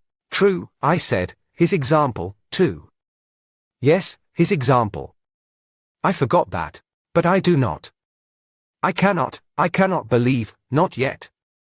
I cannot believe that I shall never see him again, that nobody will see him again, never, never, never. She put out her arms as if after a retreating figure, stretching them back and with clasped pale hands across the fading and narrow sheen of the window. Never see him. I saw him clearly enough then. I shall see this eloquent phantom as long as I live, and I shall see her, too, a tragic and familiar shade, resembling in this gesture another one, tragic also, and bedecked with powerless charms, stretching bare brown arms over the glitter of the infernal stream, the stream of darkness. She said suddenly very low, he died as he lived. His end, said I, with dull anger stirring in me, was in every way worthy of his life. And I was not with him, she murmured. My anger subsided before a feeling of infinite pity. Everything that could be done, I mumbled. But I believed in him more than anyone on earth, more than his own mother, more than himself. He needed me. Me? I would have treasured every sigh, every word, every sign, every glance. I felt like a chill grip on my chest. Don't, I said, in a muffled voice. Forgive me. I have mourned so long in silence, in silence. You were with him, to the last? I think of his loneliness. Nobody near to understand him as I would have understood. Perhaps no one to hear. To the very end, I said, shakily. I heard his very last words. I stopped in a fright. Repeat them, she murmured in a heartbroken tone. I want, something, to live with. I was on the point of crying at her. Don't you hear them? The dusk was repeating them in a persistent whisper all around us, in a whisper that seemed to swell menacingly like the first whisper of a rising wind. The horror! The horror! His last word, to live with, she insisted. Don't you understand? I loved him. I loved him. I loved him. I pulled myself together and spoke slowly. The last word he pronounced was, your name. I heard a light sigh, and then my heart stood still, stopped dead short by an exulting and terrible cry, by the cry of inconceivable triumph and of unspeakable pain. I knew it, I was sure. She knew. She was sure. I heard her weeping. She had hidden her face in her hands. It seemed to me that the house would collapse before I could escape, that the heavens would fall upon my head. But nothing happened. The heavens do not fall for such a trifle. Would they have fallen, I wonder, if I had rendered Kurtz that justice which was his due? Hadn't he said he wanted only justice? But I couldn't. I could not tell her. It would have been too dark altogether. Marlow ceased and sat apart, indistinct and silent, in the pose of a meditating Buddha. Nobody moved for a time. We have lost the first of the ebb, said the director suddenly. I raised my head. The offing was barred by a black bank of clouds, and the tranquil waterway leading to the uttermost ends of the earth flowed somber under an overcast sky, seemed to lead into the heart of an immense darkness.